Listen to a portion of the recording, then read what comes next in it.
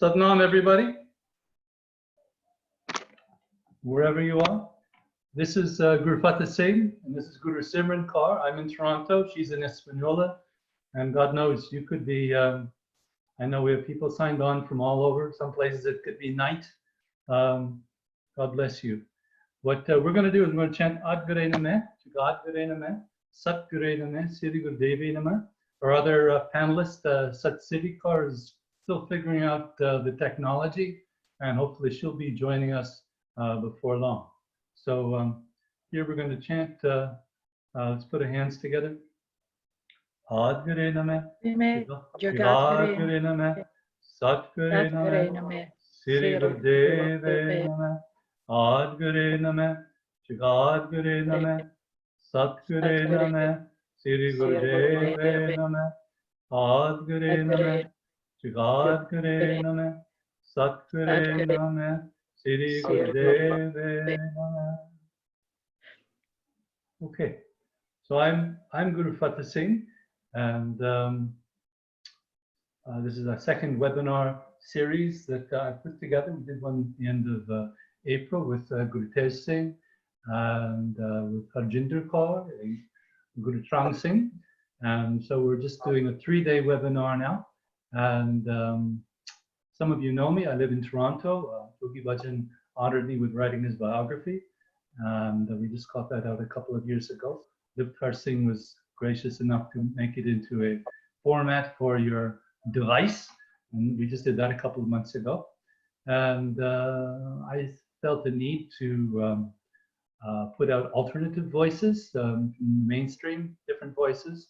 And so I invited quite a few people to join us, and a few brave people said, yeah, I can do this, just a few. And so we'll be speaking with some of those brave people today. And Guru Simran is one. And I know she's from Holland, and I know she's been the custodian of the city Singh Sab's estate in Espanola. I don't know a lot more. I've heard I've seen on Facebook that she's a really good friend for some people. Some people really trust her and honor her, which is always a good sign.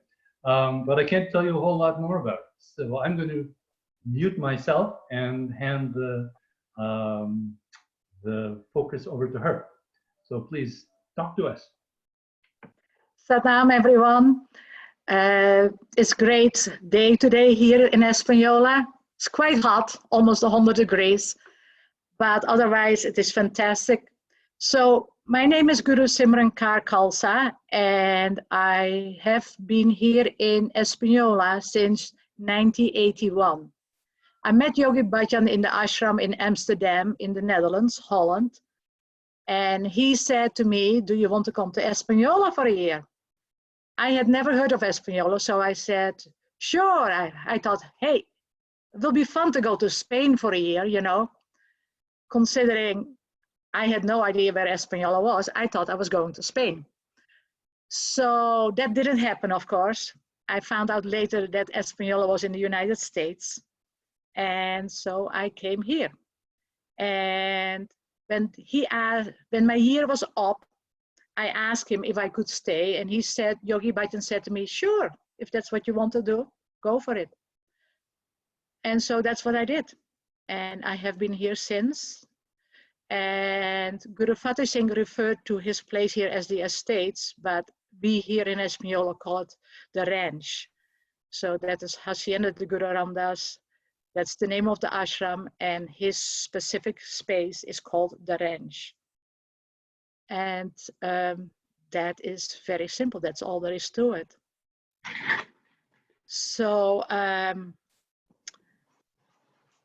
I was only going to say a very few things.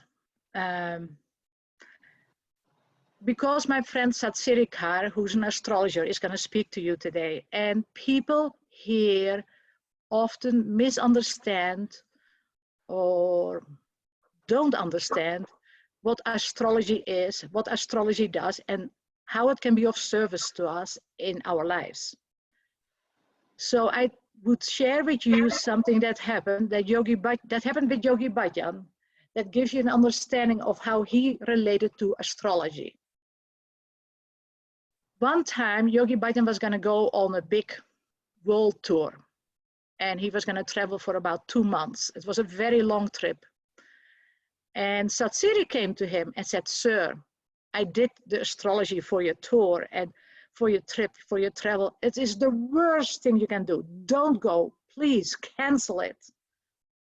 And Yogi Bhajan said, "What's going on?" So she explained to him why it was such a bad time to travel.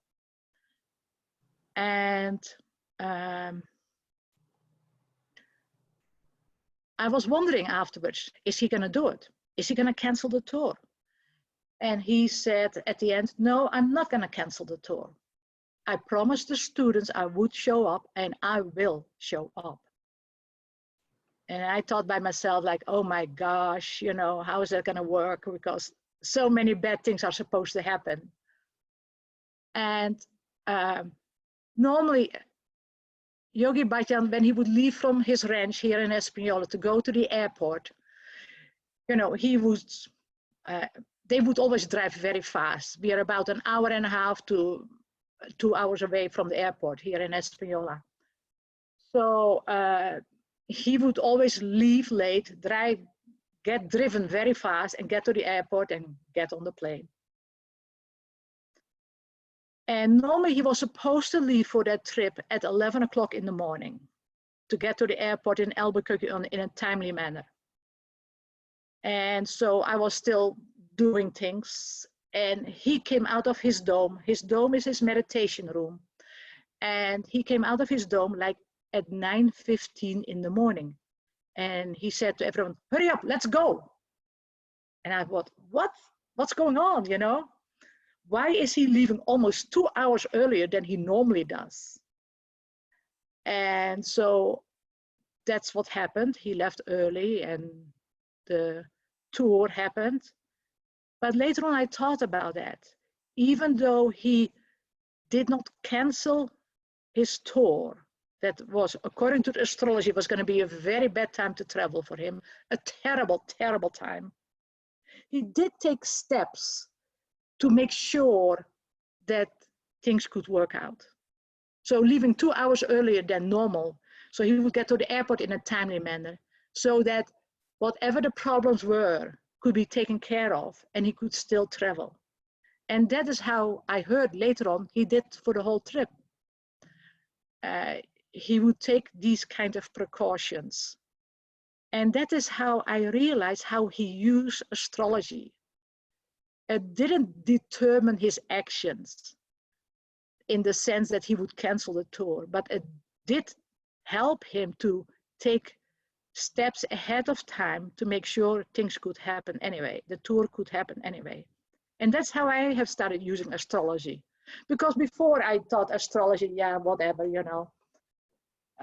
But now I know how to use astrology. So when Sat Siri told me one time, quite a while ago, that financially I was going to go through a difficult time, I took steps ahead of myself and I use it to cut down my expenses and be very careful and so on. And so that is how he used astrology to support what he needed to do. And that is the whole thing about astrology. It is either you choose your fate or you choose your destiny.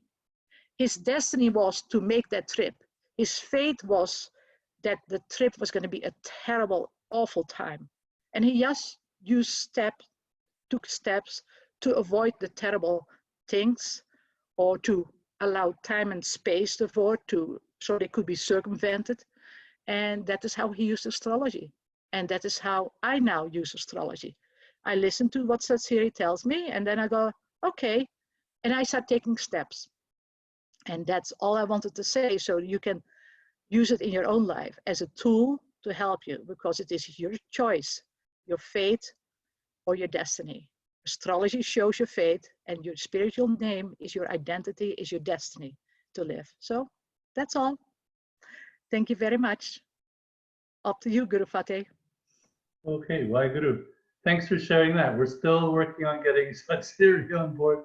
The constellations must be very difficult today because she's having great difficulty getting here. That's her that's her fate, but she's still working through her destiny.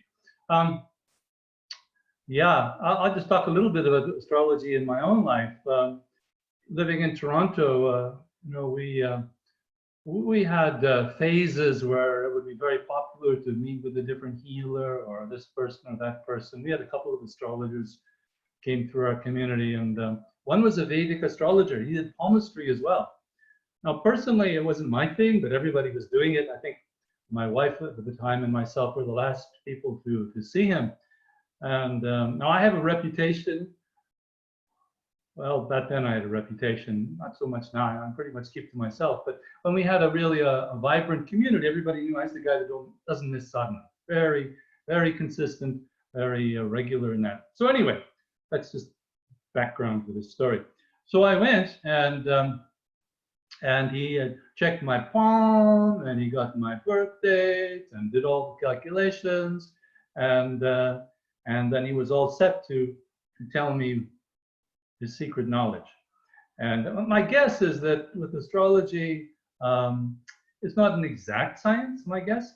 And so when you have an interview and you want to present to somebody, you present to them, first off, the thing you're the most sure about, because you want to develop a good rapport. You don't want to tell them the thing that you maybe 10% probability. And so he came off right away and told me his best hunch. And his best hunch, he said, well, what he said was, you're not going to graduate from university. Now, as it happened, I had just graduated. I had graduated as a mature student. And so I told him, sorry, that's not true. And the poor man, he threw up his hands and said, I can't read your palms, your astrology. And so my reading from that was that Kundalini Yoga, if you practice it very avidly, it totally changes your destiny. You know, you have, you're dealt certain cards, but, you can, they can be very limiting, they can be whatever, but you can transcend that. You can, as Japji says, Nanak Likhiya Nal, with the Creator, you write the destiny and you can rewrite it. And so that's my experience. I know Yogiji, took that forecast of Sat Siri Kaur very seriously. My experience is different, but I do recall, and this is with my a bit of a bias, getting Sat Siri Kaur's forecast of the 3HO, how you call it?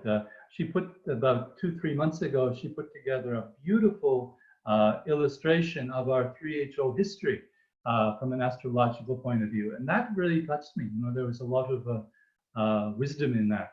And so I never really spoken with Sat Siri. We just arranged this webinar, but so I haven't had the benefit of her consultation, her wisdom, but I do look forward to her getting on board with us and sharing with us what she wants to tell us. I know she has a whole PDF or a slideshow arranged for us, and that's part of what the technical issue is. She wants to be able to share that with us, and apparently it's not the easiest thing to do, as we can tell here. She's got a friend who's working on this with her, and she's still working on it.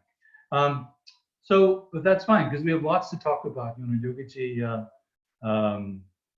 shared so much, and overall the theme for day one anyway is evolution. The evolution of Yogiji, the evolution of his teachings. And the reason we dedicate day one to that is that it's been a point of criticism for some people. For example, we spent a fair bit of time on our first webinars talking about the critique.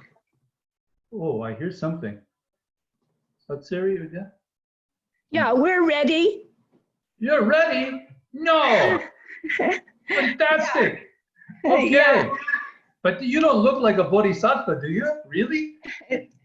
No, that's not really me. That's just me learning tech knowledge. Can we can we see your actual face? Is that doable? We could, but my internet is not that great, and I don't like to use the video because it makes it even more I just like to, I have my picture in these slides, okay? Okay. Okay, so I'm going to hand it over to you. I'm going to go on mute and you take over. We just had an introduction. Guru Simran Kaur gave us a great talk about how Yogiji, how you gave him a forecast and when he was to go for a very difficult trip and how he used your wisdom and your advice and did the trip anyway. Okay, so you can hear me. You're set. You're ready to go? Yes, Mahan Inder is going to, or Jen, is going to advance the slides and I'm going to give the audio. So are you ready, Mahan Inder? Should we Ad Gure Name first? What do you think? Yeah, here we go. Okay, let's go. Ad Gure Name, Jugad Ad Gure Gure Name, Sat Gure Name, Siri Gurudeve Name, Ad Gure Name, Jugad Gure Name, Sat Gure Name, Siri Gurudeve Name, Ad Gure Name, Jugad Gure Name, Sat Gure Name, Siri Gurudeve Name. Okay, it's all yours. Waheguru Ji Ka Khalsa, So, Waheguru Ji Ki Fateh. So, all right, so I have prepared some slides that give us, let me just, sorry, arrange my computer a little better. We're going to look at the horoscope of Yogiji to kind of try to delve into some deep understanding, because in the horoscope, we see not just the person or personality of someone, but we see the space that that soul is occupying in the realm of the of earthly plane. Excuse me. So let me just get this. Okay, here we go.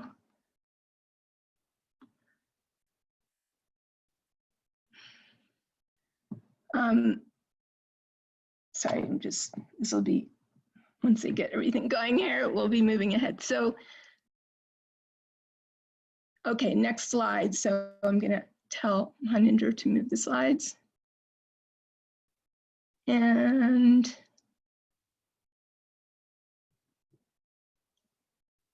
okay, sorry.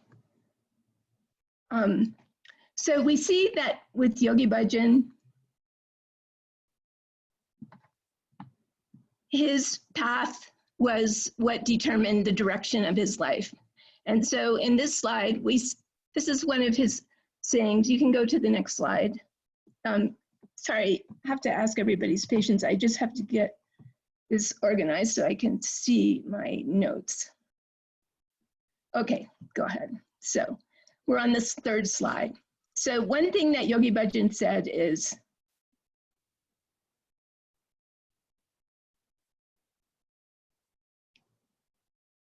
God is what you know, God is what you don't know, God is what you know and don't know, and plus. So he studied astrology in India as part of his training, as astrology is prevalent in India among all the yogis and all the pundits. You can't avoid it if you're in any kind of spiritual studies. So this was integral to his training in yoga and tantra. Okay, in the next slide.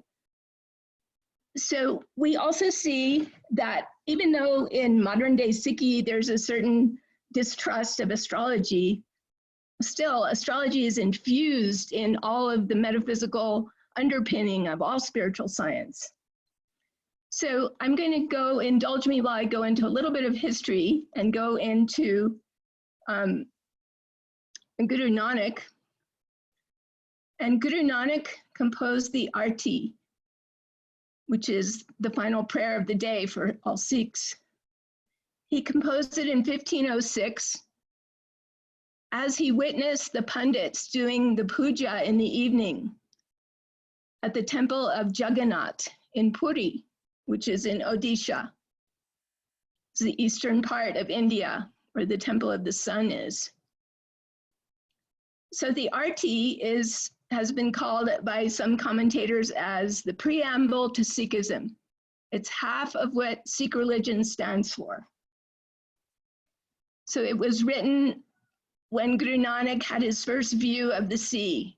Awestruck, he sang in a spontaneous flow of ecstasy, rather than as a satire on rituals of the ancient temple, which in modern days, people have reduced the meaning of arti to being saying, oh, don't do these rituals. That's like, you know, that's diminishing your connection to God. Rather, this commentator is suggesting, no, it's just that as he went through those rituals which connect us to God, he was expanding it even to a more universal level. So the Arti is a very important poem that famous poet Tagore has called the universal anthem.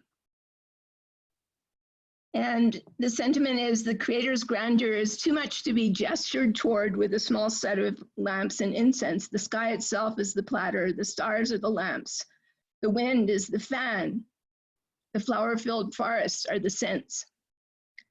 So the seeker in Guru Nanak was moved when he came to Puri, when he was at this temple of Jagannath. And after this, he broke his pattern of traveling around in large circles and went straight back to Punjab after spending 24 days in Puri. So next slide. The connection between Jagannath Puri and Nanak runs very deep.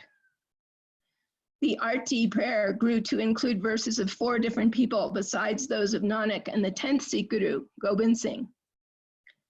A humble cobbler, Ravi Das, a barber, Bhagat Singh, weaver, Kabir, and farmer Bhagat Dana. They were brought in with the 2 gurus to signify the all-encompassing essence of Sikh faith that brings in the most humble as well as those of high status. Next slide. So, but this tradition of Vedic astrology from Puri is what I am relying on in these slides. I'm going to go into the metaphysics of the horoscope.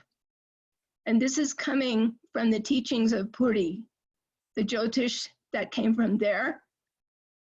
This is part of the golden chain, as we learn, that is linking all the great yogis and bhagats, the seers and rishis, and the pundits. It runs through these sages of Puri. It ties, and elsewhere many streams come, and it ties to Guru Nanak, to all the Sikh Gurus, and to Yogi Bhajan. So the foundation teacher for this particular lineage of Jyotish that I have been studying is Sri Achyutananda. So I want to delve into this. We'll just go a little bit step by step, just a couple of planets to look at today. And this is in Sikh tradition because Guru Gobind Singh had a group of followers who were termed the Nirmalas, whom he assigned to go and study with the great Vedic pundits of the time. So they would become versed in the Vedic science, which includes Jyotish, also known as Vedic astrology. Jyotish is so esteemed in the Vedas that it's called one of the limbs of the Vedas, specifically the eye.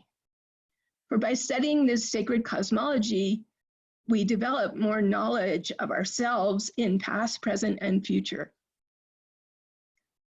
So one teacher has referred to this, the head of this Jyotish lineage, Sri Achyutananda,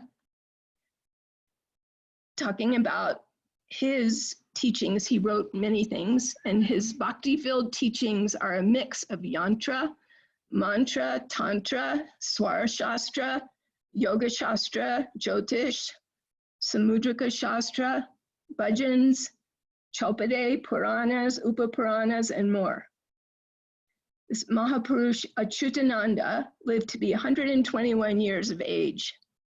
When he left this plane, he left behind copper, silver, and gold plates to guide the students. So I've been very fortunate for the last 20 years to be studying with a Jyotish mentor, Pandit Sanjay Rath, who is a descendant of the lineage of Sri Achyutananda and has taught us really deep cosmology coming from him. So that's what I'm going to try to use in this discussion today, hoping that it will give us more light on all the questions we're dealing with so intensely today. Okay, next slide. So here's the horoscope of Yogi Bhajan, drawn in the Northern Indian style chart. There are several styles of chart, so I'm just picking this one for today. And we all have heard of Yogi Bhajan referred to as a Saturn teacher. So what are the implications within these parameters of sacred Jyotish to be a Saturn teacher? Why is it particularly appropriate that he should be called a Saturn teacher? That's the first question we're going to look at. Next slide. So Yogiji was born shortly before sunset with Capricorn, the 10th sign of the zodiac, rising. We'll be using the Vedic zodiac, which is slightly different than the Western zodiac, but I won't get into the technicalities of that. Any questions, you can email later. So Yogiji has Capricorn as the ascendant, also called, the term for it in Jyotish is Lagna, meaning the point of the horizon where the earth and the sky meet. That's what's rising as you're being born, coming out of the womb. So Capricorn is his rising sign. So we can put a circle around that in this chart because I'm going to try to help orient you to how to kind of look at these maps. So this AS stands for ascendant.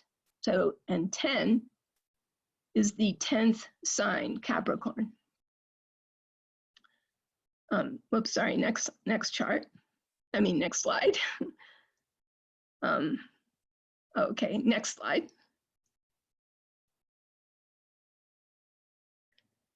Yeah, so there's a picture of the horoscope with the circle around the ascendant point. That diamond at the top is always the rising sign for any horoscope. And the little number, 10 in this case, refers to which sign of the zodiac is the rising sign. So 10 means he has Capricorn rising. Okay, next chart, next slide. I'm gonna mix up slides and charts. So this is the North Indian style chart.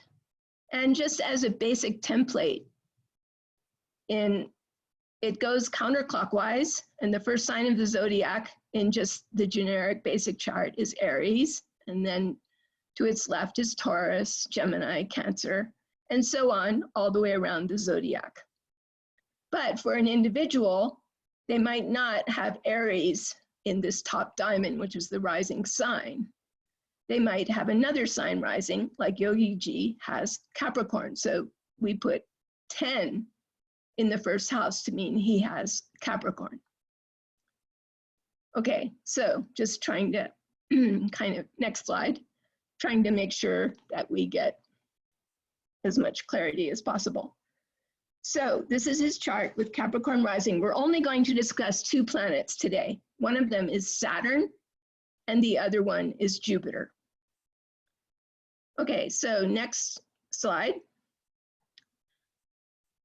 So the rising sign links the body to the earth plane. So we'll be discussing the lokas. There's 7 lokas starting from the earth plane up to Satyaloka, the highest plane within this particular system of worlds that we are all inhabiting at the moment. So Capricorn, which Yogiji has the second half of that sign rising, which is symbolized by the mountain goat, rugged, upward leaping mountain goat. But the animal of Capricorn is a very strange mythical beast with a goat upper half and a sea monster lower half, showing that there are terrifying hidden depths in the lower part of Capricorn and intense aspiration in the upper half. So in the natural zodiac, Capricorn is, if we think of the circle of the earth and the sky, Capricorn is at the highest point of the sky. It's the 10th sign. It would be where sun is at noontime. So we learn in this lineage of Jyotish from Puri about how do the yugas map with the astrological signs, and Capricorn is the sign of the Iron Age. The 10th house is Kali Yuga. The 10th house is the house of the final release of the body. The 12th house is where the soul gets released. And so Capricorn has a certain bad association with the graveyard or cremation ground. And those with tantric powers, like a Mahan Tantric, fight off ghosts and monsters of these unknown depths, symbolized by the water monster. But just in conventional, normal earthly terms, Capricorn is a sign focused on achieving high goals. The career is the path of challenge. Okay, next slide. So here's a schematic of, so we can imagine how we fit into the earth plane. We see Aries would be at the horizon, and then Capricorn would be at the zenith of the 10 signs. So the 10th sign is at the top of the sky in the natural zodiac. Okay, next slide.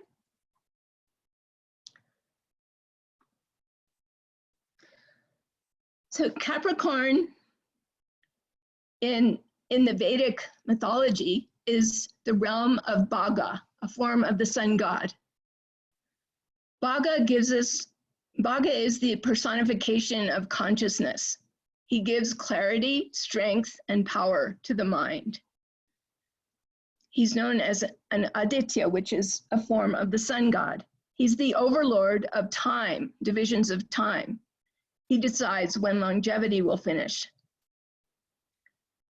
So Bhaga gives all the resources to the sign of Capricorn. Bhaga is a master of the earth element. His sign of Capricorn is the home of Saturn. It has 11,000 rays, so 11,000 repetitions of mantra are needed to activate the gifts of this house. Bhaga is part of the word Bhagavan, referring to God. You have to look to the zenith, the 10th house, to see God. Everyone is scared to go to the graveyard, but if you don't know, how will you get the Upadesha, the teaching? The central lunar mansion in Capricorn is Shravana, which means hearing, listening to the secret message of the inner teacher. So the question is, have you gotten the mantra from the teacher in your right ear? If you did not hear it properly at the time of death, you missed the boat. Okay, next slide. So again, we see the 10th house, which is accentuated in the charts of many spiritual masters, or having the 10th sign in the ascendant. Another name for this is Mahakal. Mahakal, who rules time and transcending time, comes in this Rashi, this sign. Okay, next slide. So the 10th house also has the power of vision. Like an eagle on top of the mountain, the 10th house, and by extension the sign Capricorn, has an overview over all information fed by senses into the mind. Okay, next slide.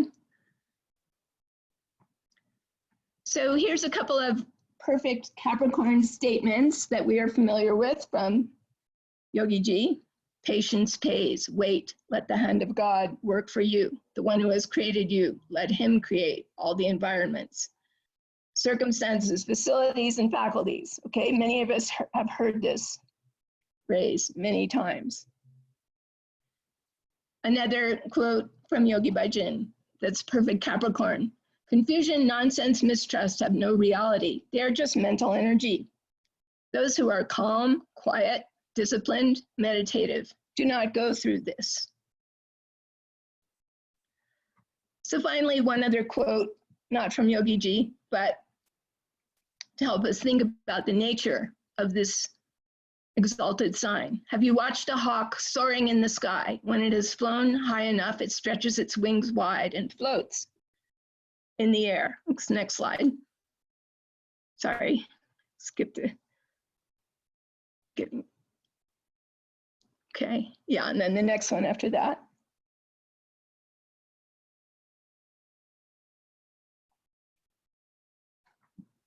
Okay.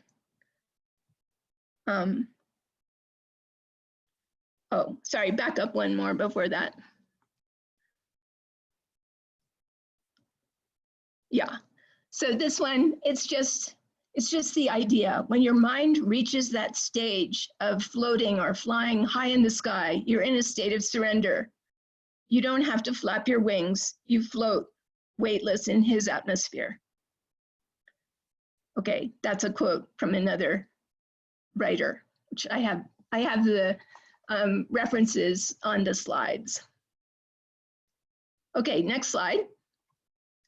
So now Capricorn is ruled by the planet Saturn. So now we'll look at Saturn as the lord of Capricorn. Saturn is called the Lugna Lord. The ascendant is the Lugna. The planet ruling it is called Lugna Lord, or ascendant ruler. The formidable Saturn is at the outer edge of the solar system, as seen in Vedic science. Beyond that, other planets, the Uranus, Neptune, Pluto, are out in other oceans beyond the lokas that we're dealing with. Saturn is the one who ferries the souls into Bhuvaloka for the purpose of experiencing their karmas. So Yogiji is a Saturn teacher, partly because he has Saturn ruling the ascendant. Next slide.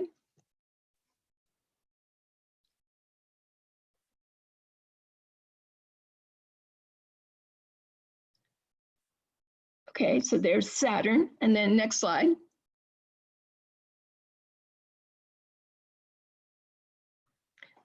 So Saturn is the original Captain Karma. And in earlier days of 3HO, we all delighted in the Khalsa String Band. And at the time, Guru Shabad Singh wrote an inspired song about Captain Karma, which I recommend you looking up. I mean, I have a reference for that in the notes also. So a couple verses at the end are, they call him Captain Karma. He's the Lord's own right-hand man. He never spares the rod. When you mess up on the job, he's the one who gets you canned. Now, you just can't stop that old cosmic cop. When the warrant's out on you, there's no place you can hide. The man's a bona fide detective for the Wahguru. Now, some folks say about the captain that he works in strange ways. Well, it ain't so weird, you see.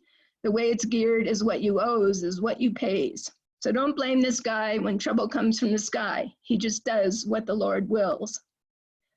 The Guru's your protector when you meet the collector. Say Sat Nam and pay your bill. The Guru's your protector when you meet the collector. Say Sat Nam and pay your bill. So that's a blast from the past. So in our early days, we were learning about the importance of karma and respecting karma.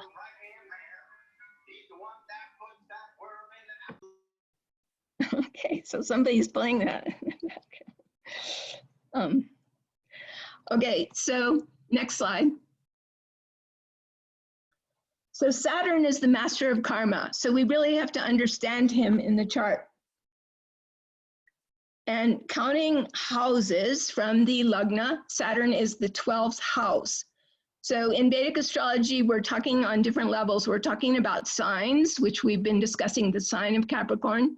Also important is houses. Now we're talking about houses, and they are counted from the ascendant, from left to right, counterclockwise, the first house, second house, and so on. Saturn is in the final house as you go around the chart counterclockwise. And so that is the 12th out of 12 houses. So it's a final stage. Okay, next chart. So the final house is symbolized by the ocean, the 12th house. The ocean is ruling our last house of our zodiac because that is our goal as human beings. We are all moving towards an ocean, hopefully an ocean of bliss, our ocean of merger with higher consciousness, ever higher. So the 12th house is this goal of high consciousness and release, final liberation. Okay, so next slide. So we see again that Yogiji has his chart ruler in that house of final liberation. And Saturn is very much a significator for that house because he's slowly forcing everyone to evolve towards liberation. So he has a strong say over the matters of that final house. Okay, next slide. So the horoscope allows us to map all the chakras that as yogis, we're always working with our chakras. We're all familiar with the 7 basic chakras, and there's a huge amount of knowledge and literature about that. So, but few of us realize that this can be mapped or is mapped in our individual chart, our horoscope. So we see that the root center is at the 7th house of the chart. Remember this, where it says 10 is actually the first house, although it's the 10th sign. So that's the first house, 2nd house, 3rd house, and so on, coming over to the 7th house, which can be considered as like the base of the spine. The first house is the crown center, the top of the skull. And the 7th house is the root of the spine. And all the other chakras are in between. We can think of them as a symmetrical kind of mapping along this axis of the spine. So the spine axis runs from 1st house to 7th house. And then the other chakras are arranged to either side. So the 8th house and the 6th house can both represent the 2nd chakra. The 9th house and the 5th house can both represent the navel center. The 10th house and the 4th house can both represent the heart center. The 11th and 3rd represent the throat.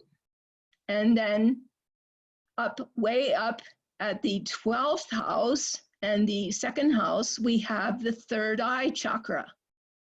And then finally, the crown center is at the ascendant. So we can see that in Yogiji's chart, his Saturn is in the 3rd eye area.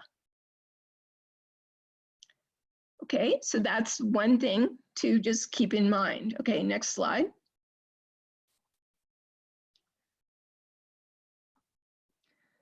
Now, we also can map the 7 lokas onto the horoscope.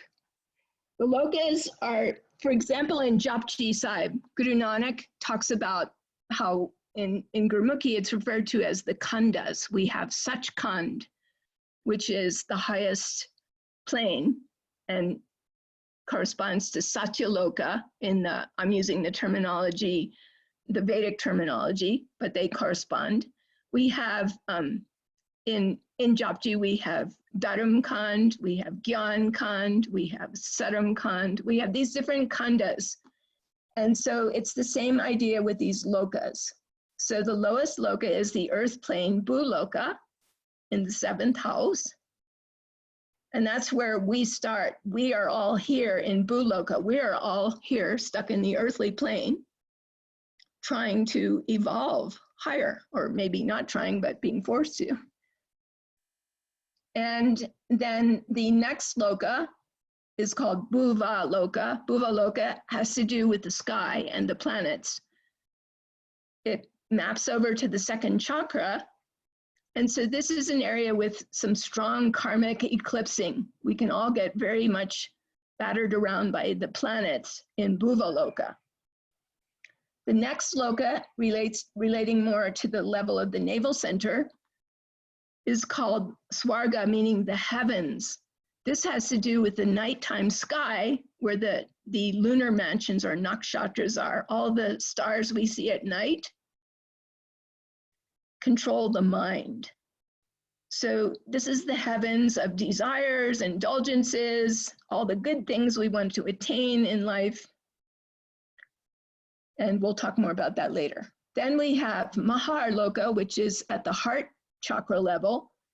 And this is about striving to do noble and good deeds, or striving to gain recognition and fame for great things we accomplish.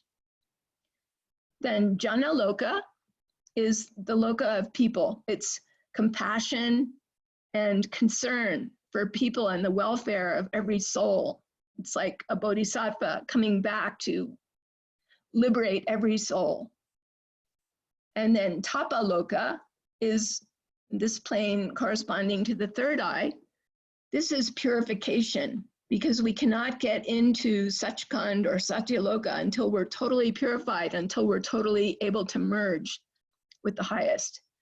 So in Tapaloka, we're generating huge spiritual heat. We're rising to the highest bhakti. We have to drop all our selfishness. And then finally, Satyaloka is the plane of ultimate truth in this system. So this system is not the only system. You know, in the Vedas, there are worlds, and in Japji, there are worlds upon worlds. So we're just, you know, dealing with what we can think about with our tiny minds. But in this system, so that is the final highest sloka. Okay, next slide. Now, in these systems, so this is the system I'm relying on really to study Yogiji's chart. So in this system, Saturn is the natural lord of the third eye chakra and of Tapa Loka, this place of spiritual burning, as the entry to this plane is not easily won. So Tapasya Loka, or tapas, is difficult to attain without a lot of karmic burning. And so we can see a lot of these characteristics around Yogiji. The downside of the Lagna Lord in the 12th house is it can be very irascible, grumpy, prone to a bad temper, because its dharma is, it has connections to the 8th house, which is a lot of transformation also through burning. And the Rishi who wrote these astrological scriptures says they have a duty to shout once a day to release their fire. So we all know about Yogiji shouting a lot. Otherwise, if the person is not dealing, if you have planets in your chart in the 12th house and you're not dealing with them, then you can experience physical losses or indulgences. The 12th house in earthly conventional terms rules hospitals, jails, exile to foreign country, and ashrams. So these are all places that come into the 12th house where we have to deal with these hard issues of spiritual burning. So we know that Yogiji's core central teaching is morning sadhana, rise and shine. That is, if we had to boil his 30 years of teachings down to one teaching, that would be it. So the 12th house is about doing this tapasya, this spiritual work. And then we can enter our third eye of higher intuition when we really do the work, not just think about doing the work, but do the work. And a great saying, I believe in hard work, and Nam Japa is hard work. Okay, so next slide.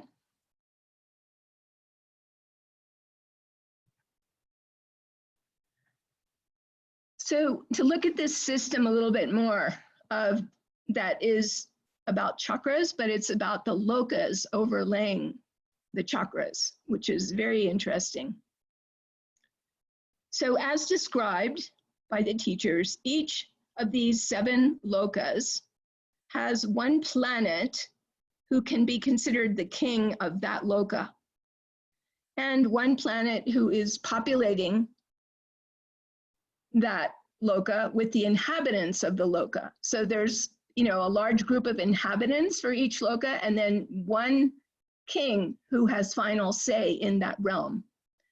So for Bhuvaloka, the earthly plane, moon is the populator. I mean, we're all born because of biological realities, and we have strong mental desires and many characteristics of the moon, but Mars is the ruler. Mars is like force, dog eat dog. The earth plane can be very unforgiving and extremely harsh. So each of these, I won't go into all of them, but each of these has its characteristics where one planet will be the king. I'll just mention Satyaloka. Jupiter is the highest representative of the divine, and Sun is the planet of Dharma. So to get to Satyaloka, the people who go there are very dharmic people, and then Jupiter is the total divine light, that is the king there. But just for future, we'll see that there's a pair of planes that have opposites. Tapaloka, which we've been talking about, where Sri Singh Sahib or Yogiji has his Saturn as the king of doing tapas, spiritual work. And Venus populates it. We'll see how that works. And then there's an opposition with that and Swarga, where Venus is the king, pleasure, and Saturn is the populator. So we'll get more into that. Okay, next slide. So, but what we see when we think in very subtle terms about what we've been seeing so far is that Yogiji has the lord of his chart in Tapaloka. Saturn is the king, and he has Saturn there. So he is a king of Tapaloka. He is a Mahan Tantric. He is a master of discipline. And what is the populator? Who comes to this loka? Who gets in there? Who's going to get involved there? Venus is the planet. So Venus can represent women, and it also represents anyone who is bhakti, who is about giving, who is about pouring themselves into devotion and dedication. So Venus is the populator and Saturn is the king. Tapaloka is purification. And this plane is all about aspiring to very high standards. So in this, we can see, you know, the philosophy that was so groundbreaking about Khalsa Women's Training Camp and his whole thing that seems so unreal for, you know, modern 20th century and 21st century America to have this grace of God movement of women of America. What the heck is he talking about, grace of God? This is the ideal of a noble woman, wise and endless, giving and sacrificing. So in astrology, Venus gets exalted in the natural 12th house, which is a house of total giving to the point where it's painful. It gets exalted by giving. The highest Venus is total surrender and dedication and love. So it has, you know, many levels of manifestation. It can be about being a spendthrift, wasting all your money. If you give money to Venus, she will spend it. You see the ability of a planet from its exalted sign. So we have this polarity. The governor of Tapaloka is the harsh taskmaster Saturn, saying, work, do your sadhana, insisting on discipline. And he decides what kind of tapas he will give you. Usually practices you don't like. If you're not already burning but just enjoying, he's going to get on you. But the ones attracted to this, who wants to go there? Only Venus, very noble, high souls who want to be part of this polarity. Okay, next slide. So we can see this polarity, you know, it's to understand Yogiji's relationship with his women followers. He is the king of Tapaloka, and the women who are drawn to this are women who are extremely attracted to this noble ideal. It's difficult to attain this level, again, without karmic burning. And the more love given, it seems there's always more unexpected demands. So without devotion, without dedication, the word bhagat means dedication. without a devotional mental state of mind, you won't be attracted to this. And without that, all wise men, no matter how wise, have eventually been drowned or lost. So Yogiji's teachings about the power of prayer, the nobility of woman, they lift us to this plane, which is very hard to attain and sustain. The king can come to seem like the giver of impossible demands. He can seem like a bully. Okay, so next slide. So that's just one polarity in his chart. I mean, we're only talking about one planet so far, but these things all set up currents and counter currents. So there's many other important things to say about Venus in Yogiji's chart, but that would have to be for some future discussion. Venus is very pivotal in his chart. Okay, next slide. So now we'll say a couple things about the sign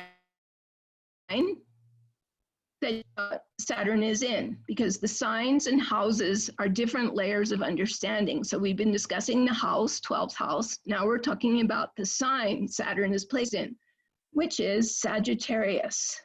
So Sagittarius is the sign of the spiritual warrior. Next slide. So here we again see Saturn in the 12th house, but the 9th sign. 9th sign means Sagittarius. And it just so happens that in geography, Sagittarius is the sign for Punjab and for Sikhs. So it's very powerful, his relationship, of course, to Punjab and Sikhs. Okay, next slide. So Saturn being placed in Sagittarius, the 9th sign, partly shows and explains his love for, emphasis on, and training of many of us about imbibing the spiritual warrior spirit, being, not just ivory tower meditators, but being trained dharmic, Khalsa, that we can be the army of the Khalsa as well. So putting this discipline to work in terms of ethical and spiritual war, war for righteousness is a huge ideal that comes from the sign of Sagittarius. Okay, next slide.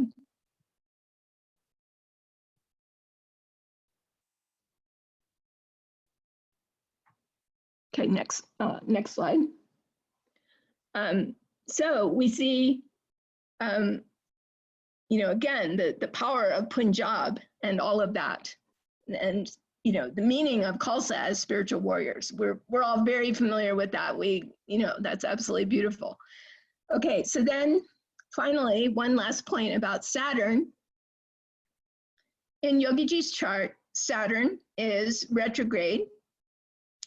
Retrograde planets are described as unflinching. They will never give up trying to achieve their purpose and their mission.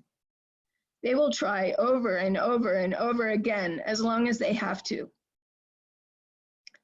And, all of us who've been around 3HO for a long time, we know that. I mean, if we manage to stick, it's because, it's like another day, another sadhana, another day, another sadhana, another day, another gurdwara. It's an endless, endless, endless practice of trying over and over and over again to achieve what we're trying to achieve. So that's a retrograde planet. And finally, Saturn challenges all concepts of truth as it is meant to do. So Saturn is a very dark planet. It's what brought us to this solar system in the first place from the higher levels. It's what brought us here to be in this deep well of Bhuvaloka to experience our karmas. Saturn is a significator of mystery and shadow. It will never be fully known. By its very nature, it's impenetrable. So someone who has Saturn as their ascendant lord will never be transparent or understandable by people who try to say they can understand him. And also, he will create inscrutable mysteries also for those trying to understand and follow him. Okay, so now we will move on to our other planet for today. We'll just, not too much longer to go. And the next slide is Jupiter, who is the teacher.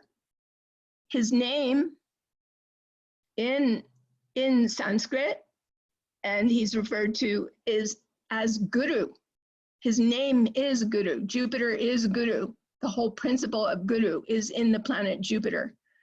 So in Yogiji's chart, Jupiter is in the 5th house, which rules students and children.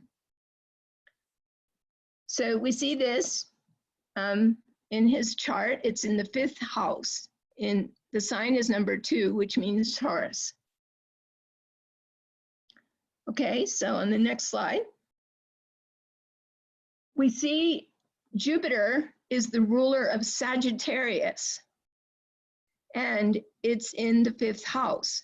So because Jupiter is ruling the sign where Saturn is, it's like a trump card over Saturn. Everything we've said about Saturn now gets guided by Jupiter. So that's why we have the planet Jupiter here kind of superimposing over Saturn. Jupiter really takes over because the Lord of the sign will really control how the planet in its sign behaves. So Jupiter is giving the purpose and the guidance to Yogiji's Lagna Lord Saturn. So after all the things we've been discussing, we have to take them all and put them at the feet of Jupiter. Jupiter is the Lord of Saturn's sign. And Jupiter is well situated in the 5th house of the chart. The 5th house has a special resonance with Jupiter. My teacher Pundit Rath calls Jupiter for the 5th house the hand of God's providence. When Jupiter is in the 5th house, the person is specially guided by the divine. Okay, next slide. So here's Jupiter in the 5th house, in this 2nd sign of Taurus. And in the natural zodiac for any chart, the 5th house is the place of power. In a natural zodiac, it's the sign of Leo, the sun. So it's like the solar power of the entire horoscope. It represents the navel center in the body, or in martial arts, the hara. It's the natural house of the sun, Leo. It's the source of light for the entire solar system and for the chart as a whole. So our whole journey of self and soul is found starting in the 5th house, and our mantra is there, our most personal mantra. And Jupiter, being very harmonious to all of that, is guided by the hand of God in the 5th house. So we see again that Jupiter is in the 5th house, which represents students. So somebody with a very highly charged Jupiter in the 5th house is going to have a great impact on their students and their children. So next slide. Okay, next slide.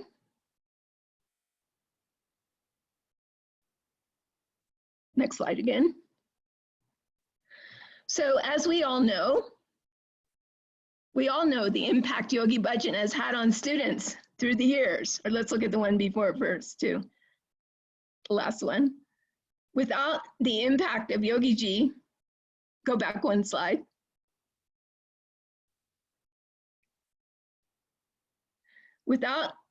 Okay, go forward again.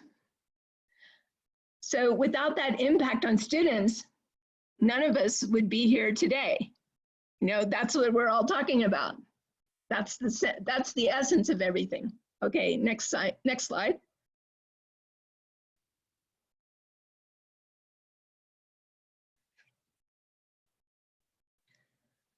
So we have people all over the world taking in these teachings, all over the world, growing and changing because of these teachings.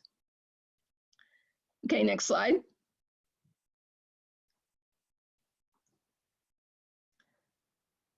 Okay, next one. So one thing, okay, go back one.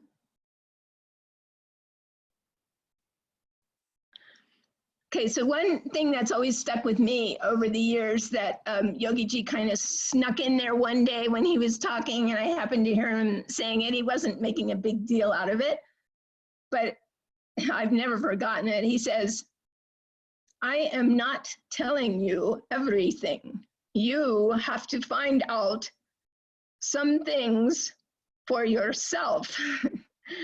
And it's just kind of funny because if you were very involved with him all the time, he gave you endless teachings about every detail of life, from how to evacuate on the toilet to the most elevated and ethereal, concepts and inspirations. And, it was like he had something about everything.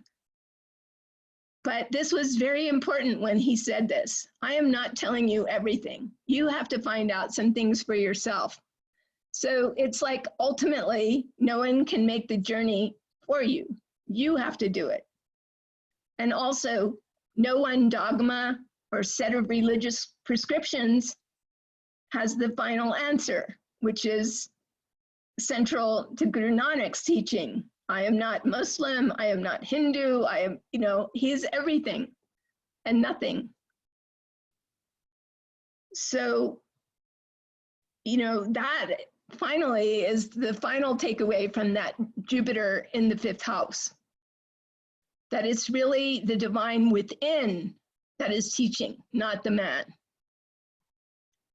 So now on the last couple slides, we'll look at the challenges in the chart so far between just these two planets. We have Jupiter or Guru in the 5th house. And Jupiter is an enemy to Saturn. So tension between teacher and students is built into the very horoscope, the birth chart of Yogiji. So this tension is bound to manifest. Okay, so let's look at the next slide.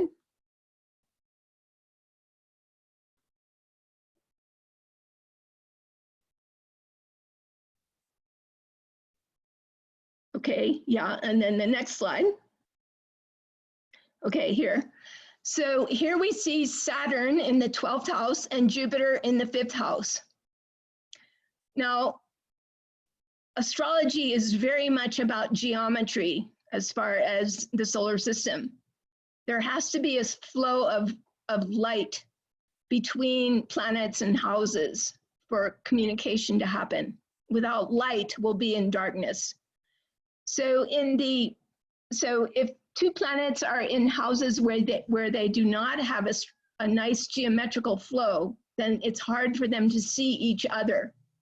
So in this diagram, we can see a natural harmonious flow in the green dashed line, where the two signs would be opposite. Number 2, Taurus, and number 8, Scorpio. They're opposite. They see each other. They can talk.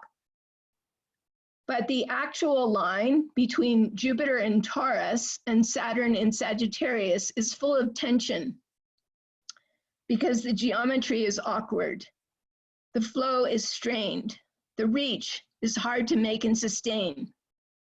Taurus is 6 signs away from Sagittarius when you count inclusively, and Sagittarius is 8 signs away from Taurus if you count inclusively.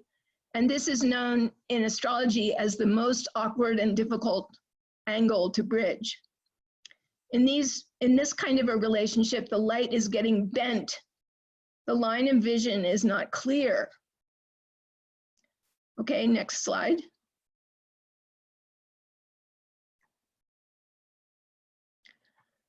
So we see, going back to our diagram of the chakras, we can see that, or lokas, sorry, the fifth house, where Jupiter is at the level of Swarga Loka, this navel level, which would be the 9th house and the 5th house.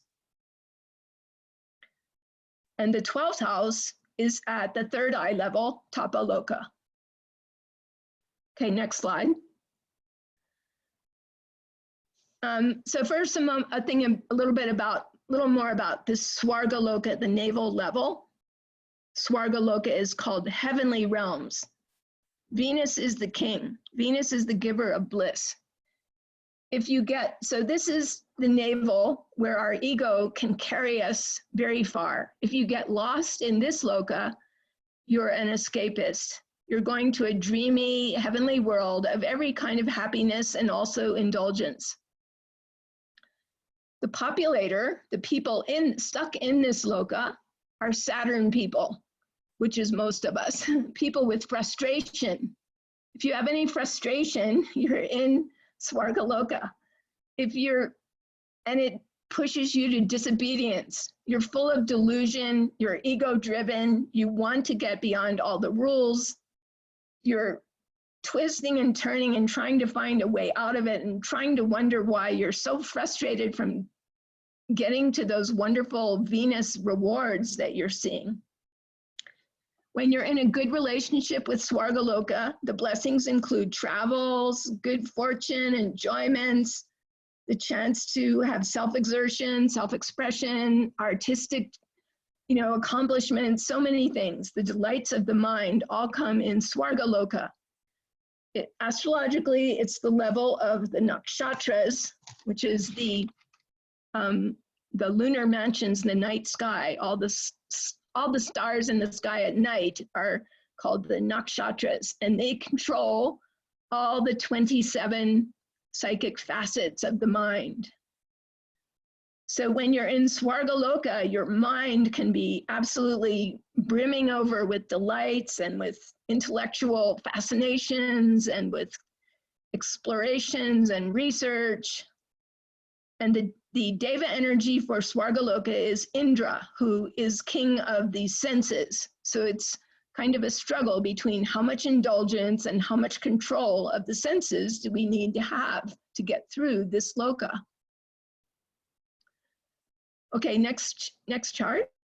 So going back to this, we see that there's a very interesting conflict and dichotomy built in metaphysically.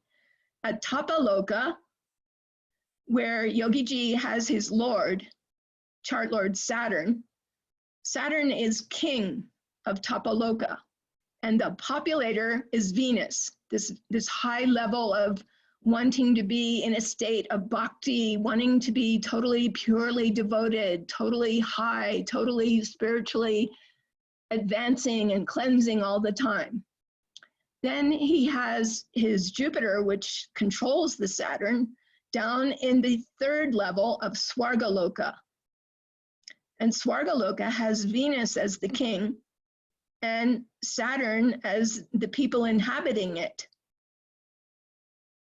So we have a kind of a built-in archetypal conflict.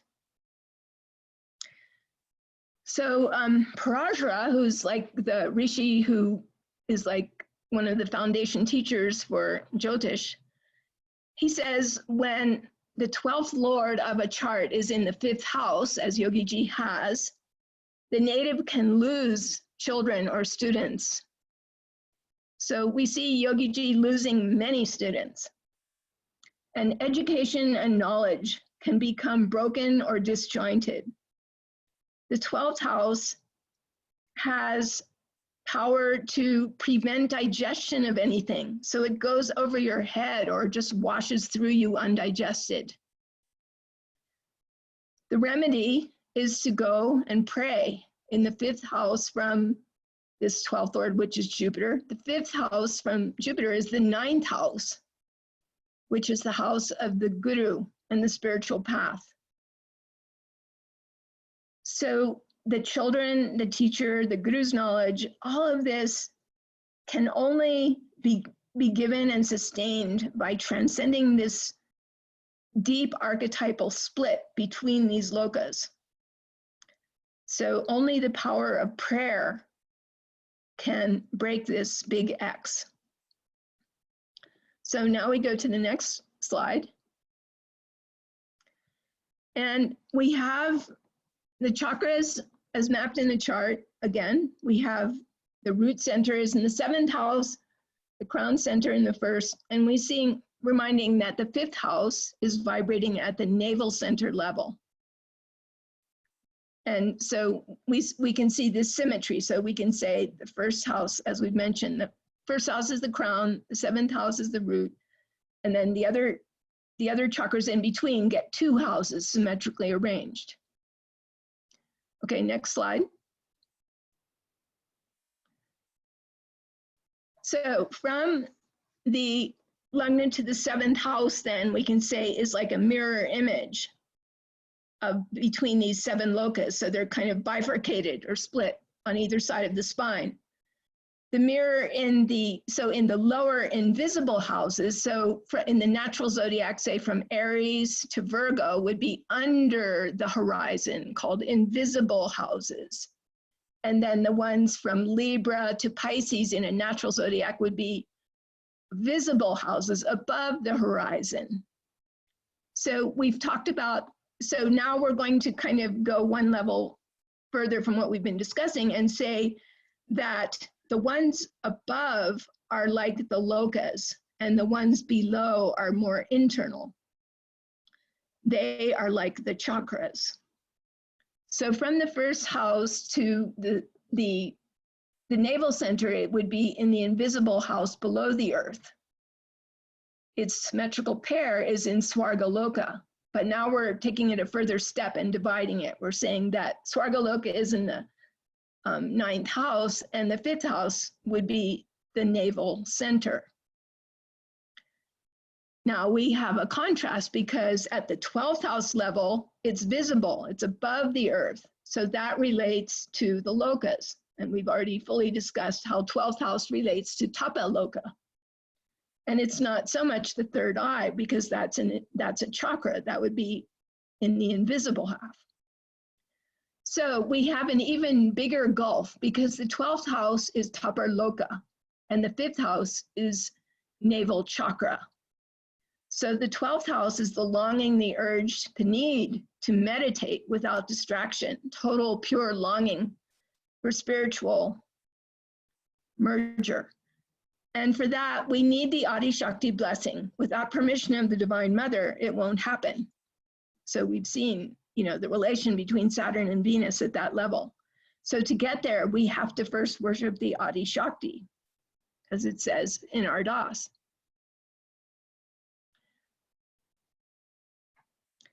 So that we can see, we can't solve it much today, but we can see that we have the conflict that the horoscope of Yogi Bhajan constellates in all who interact with him is a very difficult and archetypal battle between chakras and lokas, between earthly and spiritual levels.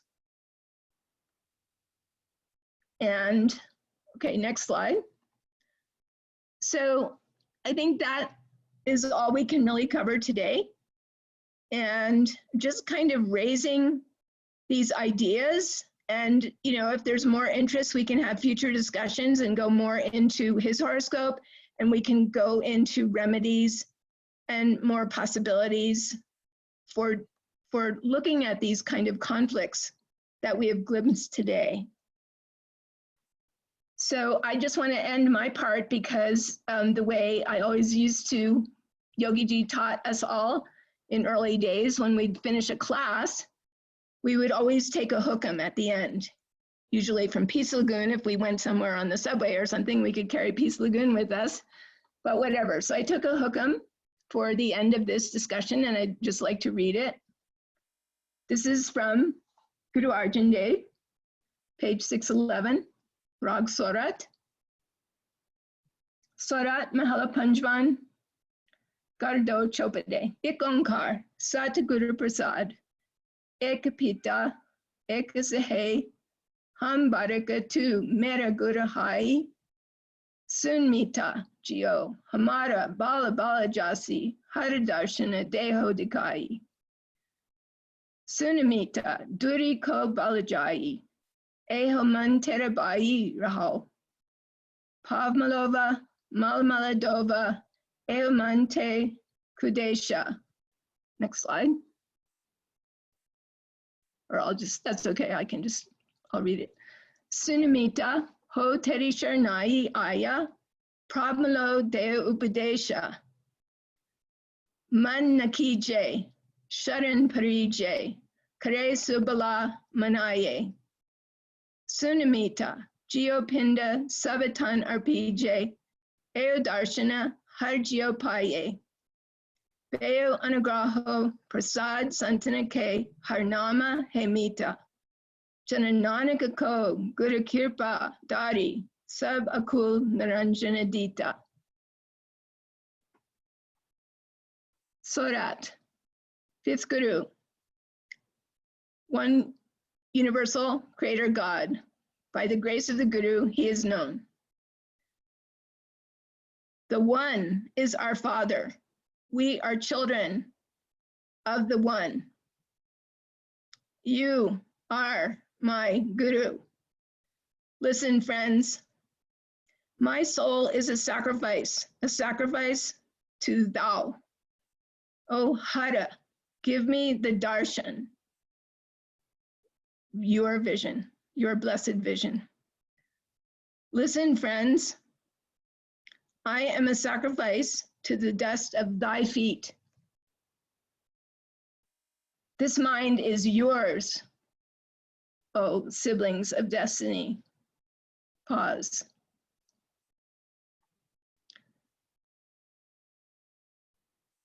I wash your feet. I massage and clean them. I give this mind to you. Listen, friends. I have come to thine sanctuary. Teach me that I might unite with Prabhu. Don't be proud. Seek his sanctuary. Accept as good all that he does. Listen, my friends. Dedicate your soul, your body, your whole being to him. Thus, you shall receive the darshan of Hara. He's shown mercy to me by the grace of the saints. Hara's name is sweet to me. The Guru has shown mercy to slave Nanak. I see the casteless, immaculate Lord everywhere. He has shown mercy to me by the grace of the saints. Hara's name is sweet to me. The Guru has shown mercy to slave Nanak. I see the casteless, immaculate Lord everywhere. Waheguru Satnam, Waheguru Ji Ka Khalsa, Waheguru Ji Ki Fateh. Okay, thank you very much for listening. We are done with this part. Thank you. Satnam, Sat Siri Kaur, thank you very much for such a detailed and well-researched piece. We have time for questions. If anyone, somebody was asking, they were under the impression that Yogiji's rising sign was Aquarius. You were saying it was Capricorn, and they're wondering if it's difference between Eastern and Western astrology. Do you have an answer for that? Yes, that's a great question, because most of us in the West do Western astrology, and Yogiji encouraged that, also. But in Vedic astrology, the zodiac is measured differently, so it's Capricorn. Vedic measures from the fixed stars at night, whereas Western astrology measures from the spring equinox. It's more earth-centered, so there's a different approach. Good, thank you. Anyone else have any other questions? There's a chat feature there. You can chat your questions. I think there's a Q&A feature as well. If not, what I'm going to suggest is that this has been quite a while. I'm going to play that song that Sat Siri told us about Captain Karma. I'm going to suggest you all stretch your legs and have a dance if you like. About 2-3 minutes, take a little break, and then we'll come back. He's cool, he's genius. a man, watch mine and watch your lip. Have a stretch. Come on in, boys. Now the captain went down the street one day, making sure the parking meters worked all fine. And he stepped into a bar to eat fully off the fire. Now he's popping down the alley, off the blood to the valley, makes himself in playing ball too. He's a trick and he's a stinger and a bee, and he ain't too busy for you.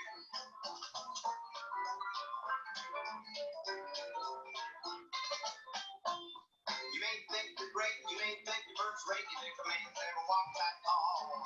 But that old captain knows the eagle you're trapped there. Try to go in for the ball, now the heart to the heart, come back next time as the world's bulliest picture.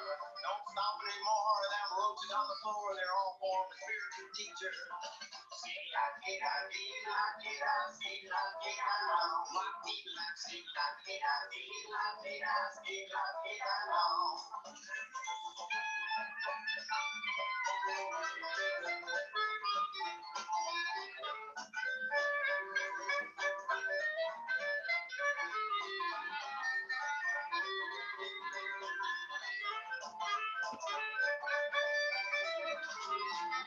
They call him Captain Karma. He's the Lord's own right-hand man. He never spares the rod when he messes upon the job. He's the one who gets him can. Now you just can't stop it. Old cosmic cop when the water's out on you. They don't think to hide. Man with on fire. He's heading for the lost room.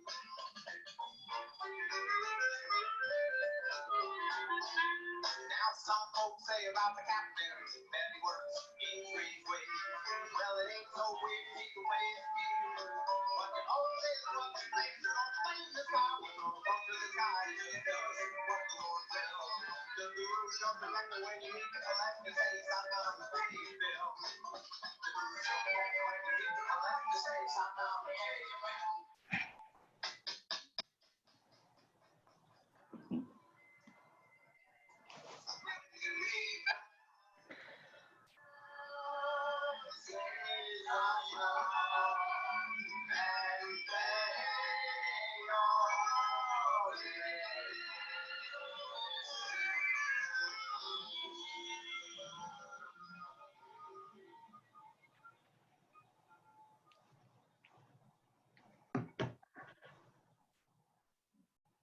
Okay, I hope you've all stretched your legs out.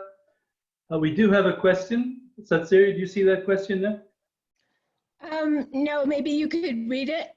Okay, so first of all, great explanation and kudos to you. Would love to know more about the whole system of thought involved in Vedic astrology. So our day is not really so much about that, but if you could give him a short answer, that'd be great. Yeah, right, exactly. I mean, that's, not our purpose here today, but so I have my contact on the slide and you can write me, might have some other webinars in another venue about Vedic astrology, but here we're just using it as a tool to address the chart of Yogiji. Okay, you can definitely be in touch. I thank you very much. Okay, so questions anytime. If something just pops into your head, you can always text it to us. Even afterwards, you can email me, or you have Sat Siri's email address. You can email her. I thought I would,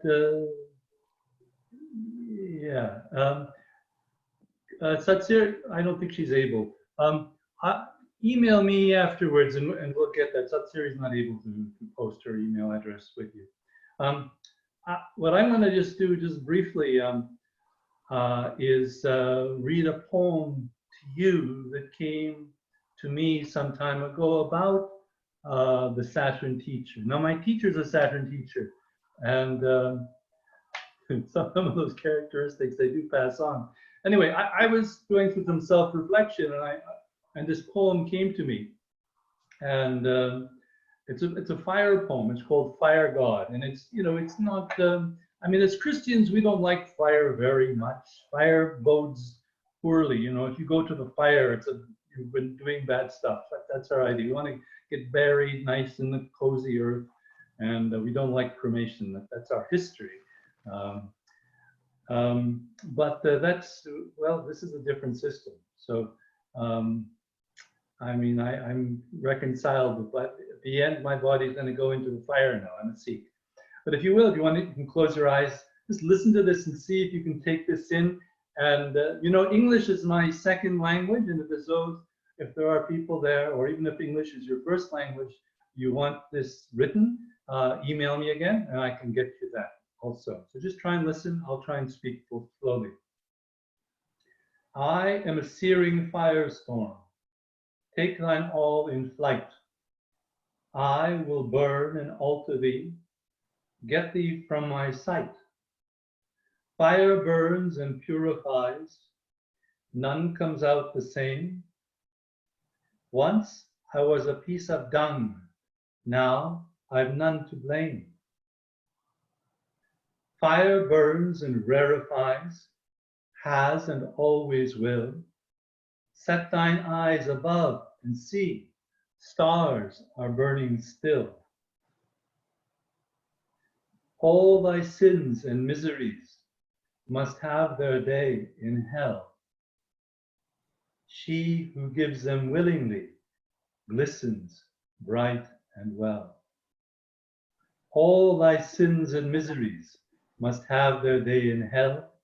He who gives them willingly glistens bright and well. So that's the transformative power of a Saturn sage, of fire. And people have complained, and some people have just not stuck around because they say, this is abusive, this is hard, he's not a, somebody once said to Yogi, I want a loving type teacher, a love type teacher. And Yogi, you know, he's just not that kind of huggy, lovey, kissy kind of a teacher. He had many facets, but the transformative aspect really was the Saturn sage that gives a hard discipline, the tapas, as we call it. So I'm going to focus for a bit on the theme. We have 3 days, 3 themes, and the theme today is evolution, the evolution of not only the teachings of Yogi Bhajan, but also Yogi Bhajan himself changed in the 40-some years that he was teaching us here in the West. And that's been a point of criticism. There's a fellow, Philippe Deslip, I think his name was, who wrote a paper, an academic paper, very critical of Yogiji, say, you know, he wasn't sticking to one line, he was inconsistent, and taking that as a negative, as a weakness. And I'm going to address that and explain it as best I can. Clearly, I don't see it as a weakness. When Yogiji was learning in India, he studied from a lot of people. I mean, if you read the biography, which is Messenger from the Guru's House, you can find it messengerfromtheguru'shouse.com. You'll see a lot of stories. These are stories that Yogiji told himself about all the different people that he learned from. And some he learned that they were not really great teachers. And typically he didn't give names of the people he met anyway, but he met a lot of folks, and he learned all different kriyas. Typically, he would not connect the kriya with the particular teacher that he got it from. Occasionally, I know there's one story, one class. We have, you know, a lot of these are recorded, so you can find it online, where he went to Tibet and got a particular kriya, and then he taught that kriya, and he said this came from Tibet. But you know, typically he wasn't footnoted and said, you know, this kriya came from such and such, and I learned it at such and such an ashram, such and such a time. And that is, by and large, Indian tradition. Indian spirit tradition is an oral tradition.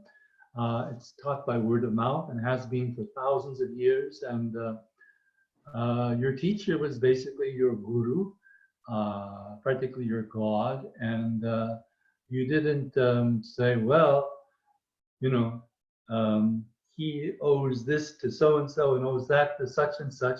You basically owe your spiritual growth to that teacher, and you don't go breaking it up as, well, you know, this is this and that is that. And interestingly, as Sikhs, you know, our Guru Granth Sahib is broken up in a very Western type of format. You know, you have it organized. The first part is organized.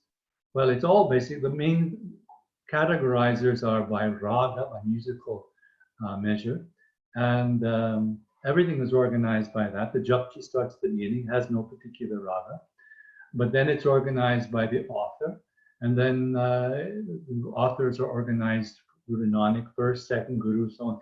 So that's the system of the Guru Granth Sahib, which is pretty Western, analytical, you know, particularist kind of a system. But if you go to Guru Gobind Singh, a couple of compositions, large compilations he put together, the Dasam Granth and the Cerebral Granth, that's gone. That is very much in the old Indian tradition of just everybody's there. Guru Gobind Singh, nobody's even sure which part Guru Gobind Singh wrote. Even the great scholars, they can't figure it out. And what his disciples wrote, and that's very much in the tradition of Guru Gobind Singh. The Guru and the disciple, if the disciple is a true disciple, are really one. And so it's all kind of a, if you don't like it, you can call it a hodgepodge. Or if you like it, you call it a system of just total merger. And so Yogiji taught like that. You know, he just taught what he taught, and he didn't always know where it came from. I know that I had a exchange with Philippe on one of the Facebook groups before they banned me from it for being too Yogi Bhajan pro. But you know, I criticized him because he said, "Oh, most of the teachings came from this yoga teacher and that yoga teacher." And I told him, "How do you know?" And he doesn't. You know, he's just guessing. He's just making a big scene, making a big argument, trying to prove how smart he is. But really, you don't know. You don't know where Yogi Bhajan learned this kriya from or that kriya from. That's all guesswork. But we do know that he knew a lot. We also know that destiny, through everything, you know, put Yogi Bhajan on his head, really, when he came to the West, because Yogi Bhajan had carefully compiled his yoga books to teach from, and they were all lost. So he had to teach from his inner guidance. That was the rules. That's just the way it turned out. And but in coming to America, people did know that Yogiji gave a lot of respect to a teacher in India called Sant Baba Virsa Singh, with an ashram, Gobind Sadan, in New Delhi. And there's a history how his wife, BBG, found this ashram, found this teacher, got Yogiji, and Yogiji spoke very highly of him. And then in 1971, 71, he went with his students, about 100 of them, to India, and their first stop was at the ashram of Baba Virsa Singh, coming with much respect. And Baba Virsa Singh basically wanted Yogiji to give his students, his American students, to him. I mean, that was and still is, I think, a kind of a trophy, you know, for an Indian teacher. Maybe more so then, probably quite a bit more so then. A trophy to have Western students with Western dollars, and quite a few teachers did. You know, there was a Baba with a ashram in Quebec who had a jet plane painted by Peter Max, a Western student. He was jetting around. He had his ashram in Bahamas. The Baba, the teacher from the TM group, he had actresses and famous people. So this was really a feather in their cap to have Western students. And well, Yogiji, he had, it's hard to say, you know, what his inner process was, but at that time, at that ashram, Yogiji decided that this was not what he wanted to do. He wanted to bring his students to Amritsar and share the pure Sikh tradition rather than aligning them with a cult figure in Delhi. And so he was booted out, and the question came that Virsa Singh gave him, well, if your guru, if your personal guru is Guru Ramdas, not me, what's your guru mantra? Every personal guru gives their disciple a guru mantra. And Yogiji didn't have an answer right away, but then he did. After a time, it's not clear how long. There are different versions that are told, but it doesn't matter. The guru mantra that he got one morning was Guru Guru, Wahi Guru, Guru Ramdas Guru. And that cemented his relationship with Guru Ramdas. So there was a change there. You understand? Yogiji had teachers. He had a primary teacher. He had the Baba Virsa Singh's sandals on his altar even in New Mexico and in LA. But after he came back, those sandals went, and he hardly spoke about Virsa Singh again. He did speak, but I don't think he mentioned his name. He just called him that person. He wasn't very happy with Baba Virsa Singh, and it's possible. There are stories of Virsa Singh sending hit people out after Yogiji to assassinate him. And after that time, Yogiji, again, this is a point of criticism. Some would say, Yogiji made this up, but I do know that Shanti Kaur, when I suggested it didn't really matter whether Sant Hazara Singh really existed or not, Shanti Kaur in Espanola went to a lot of trouble and research and found there really, really was a Sant Hazara Singh. And Shakti Pawar had a picture of him. So anyway, the point I'm getting at is that Yogi started to tell stories about Sant Hazara Singh. There was, again, a very tough, kind of a Saturn teacher who really gave his students tough discipline. Again, you can read the biography and read some of those stories. In one case, his students made a joke about reciting Japji Sahib, and he made them all hang up from a tree, hang from their knees, hang upside down, and recite Japji Sahib backwards until he was pleased. It was quite a few hours. So that was another change. Nobody heard about Sant Hazara Singh in 1969, 1970. I didn't trace exactly when the first time Yogiji mentioned Sant Hazara Singh was, but it was after that. And so that was a change again. He wanted to give us an inspiring figure that wasn't Baba Virsa Singh. And another change that happened in terms of the lineage is, I don't recall, and I've heard hundreds of lectures, to write Yogiji's biography. I listened to hundreds of those and read many more transcripts. I don't recall any mention of the golden chain until the early 90s. Does it really matter? For some people, it's very important. For me, it doesn't. But anyway, I just want to say Yogiji's vision changed over time. It evolved. His teachings evolved, even just about his lineage. I'm going to just assess here if there's any questions. No? I don't think there's any. Okay. So there's some questions now. Yes, this talk will be publicly available. The audio will be available, and I'll give you the link to that. Does it make any sense to defend Yogiji's reputation? For what? For whom? Let me finish with some more stories. We'll deal with that. We're planning to go for about another hour and a quarter, and I can keep piling in the questions. If you have questions, I'll definitely address them at the end.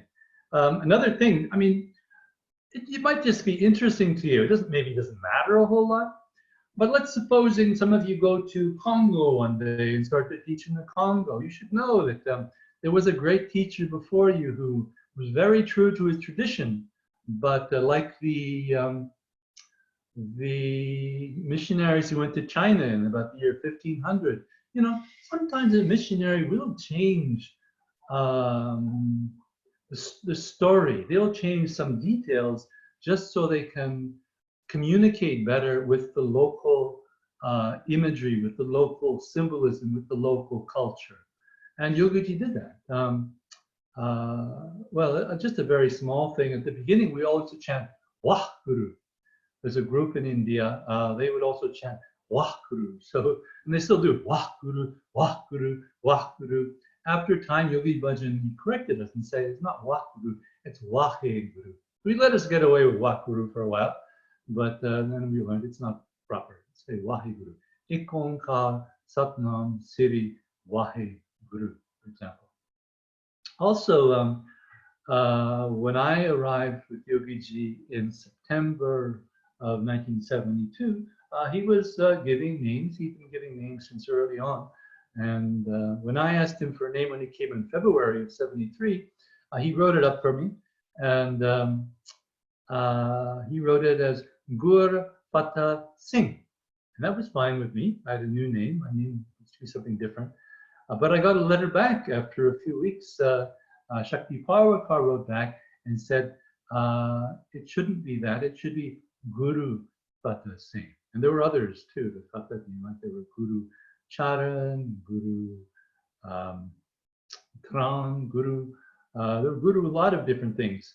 And so I wanted to just share with you that Yogi Bhajan's first hunch, his first understanding was that we should be good, which is the typical Punjabi custom these days. In Punjab, people do not call themselves Guru anything.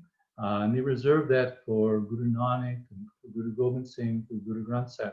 So for Yogiji to do that, it was a very gutsy kind of a thing to do, and it was very assertive. You know, he was, I mean, if you go a little beyond common teachings, you'll find the Guru Gobind Singh said, Khalsa Mera Satguru Pura, and Khalsa Mera Sajan Sura. So Guru Gobind Singh said that the Khalsa is my Guru. And if you read, I don't want to go too deep into this. If you want, you can email me and I'll give you sources. But Bhai Gurdas, the first Sikh philosopher who lived in the time of Guru Arjan, he also talked with some detail about the Guru as Paras. Paras, in English, we have a term philosopher's stone. And what the idea is that whatever touches the philosopher's stone becomes similar. It's called alchemy, you know, making lead into gold. And so similarly, the Bhai Gurdas would say that the true Sikh coming in contact with the Guru becomes like the Guru. And sometimes they even become the Guru. Like Lena, Bhai Lena, Guru Nanak's disciple, actually became the Guru. So there was no difference. And so there's that Shabad, you know, Dan Dan Ramdas Guru, where it talks about the evolution from Guru Nanak to Guru Ramdas, and there really was no difference. So Yogiji put that front and center, that even this, you know, this immature 18-year-old Canadian can be given this destiny name, Guru Fatah Singh, the being of the victory of the Guru, who's a lion, and live up to that, to live up to the status of to actually be Guru. So it was very gutsy on his part to do it. And he was criticized for it. And we are still criticized for that. But that's just part of what Yogi Bhajan was. He was very gutsy. Guru Nanak was very gutsy.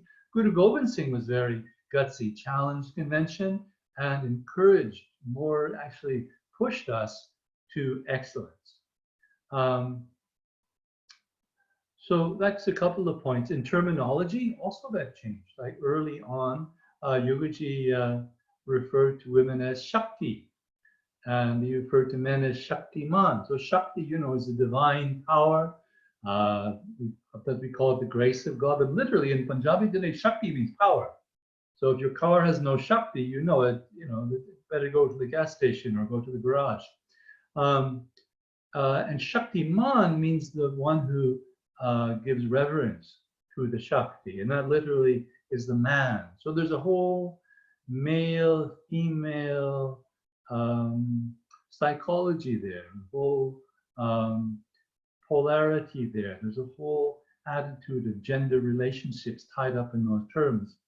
And even our washrooms in the early days, where they had signs on Shakti and Shaktiman. The early solstices, that's what it was. Maybe the first couple of years, like 72, 73 or so, I think those years, maybe earlier. But then we changed over, we got our Sikh names, and we became known as Kaur, princess, and Singh, lion. And it was just a natural evolution. Also early on, we did tantric yoga. That's what it was called. It was called tantric yoga. It wasn't until a few years later that we became known as white tantric yoga, to distinguish it between red tantric yoga, black tantric yoga. and it was capitalized, and it was, I think, copyrighted as well. Other changes, Yogi Bhajan did not arrive as a finished piece. His teaching didn't arrive that way. They evolved through Yogiji's prayers. I prayed for a great teacher, and Yogiji prayed, I'm sure, for great teachings and for guidance to teach us crazy students, as unfinished products to help us to be what we could be. And early on, he had a very pink turban, but we talked about him wearing a bush shirt. Shakti Parvaka talked about him wearing a bush shirt. She was his first student. But over time, he started to wear kurta, pajama, Indian style, and wear white, and always wore white.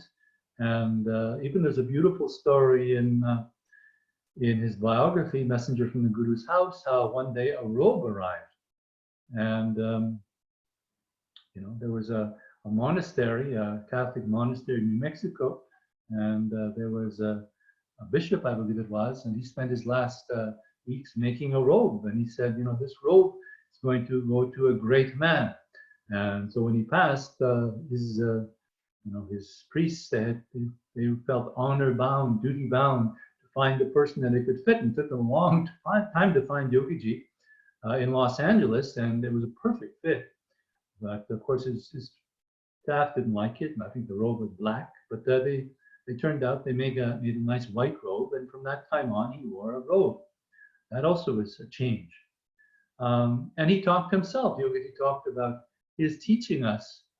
There are a lot of people who come from Punjab who are Sikhs, and some they keep their principles and their practice. Some lose it, but especially so in the early days where they had very little social support, very few gurdwaras, very few in number, and a lot of pressure, a lot of prejudice against them, being a very distinctive minority, a physically distinctive minority, visible minority. But Yogiji talked about learning to be a Sikh, learning among us what the principles, the foundations of the Sikh culture are. And so he learned and he evolved. In 1976, he became an American citizen, but he also changed his name. He changed it from Harbhajan Singh Puri to Harbhajan Singh Khalsa, Yogiji. And at that time, from that time on, many of us changed our name to Khalsa. Use the last name Khalsa. But that same year, I had my name legally changed. But all of us, a lot of us, I think just about everybody in our Toronto community, we all had our names legally changed to our spiritual names, and the last name was Khalsa. Something else that changed is that, early on, a lot of us, he prescribed us mono diets, celery mono diet, Purhai Jivan Singh. I know he shared about the mono diet, the celery diet he was put on for months, very difficult, just eating celery. He put us on melon diet. He gave us a specific month-long melon diet. He gave us a banana diet from the new moon to the full moon, with 30 days of mung beans and rice. A lot of diets. Dharma Singh Khalsa has published a beautiful book. He published it quite a few years ago called Food as Medicine, based on Yogiji's teachings of diet, food as medicine. A lot of those diets are there. Plus, Dr. Dharma added some new insights, other insights on nutrition, and herbs, and vitamins and minerals. It's a great book if you can get it. Food as Medicine goes along with his book Meditation as Medicine. But some people, they sued Yogiji. Some were on beets, and if you've ever been on a beet diet, a mono diet, it makes you feel really weird. And so some people on beets did some weird things, and I won't get into the details of that, but weird enough that they then sued Yogiji for damages. And after a couple of people doing that, Yogiji was advised, don't do this anymore, and he stopped. So that's a change. Mono diets, typically if you had a problem, and people would line up when he came to Toronto at the country courses, the breaks, they would have gifts and they would have problems.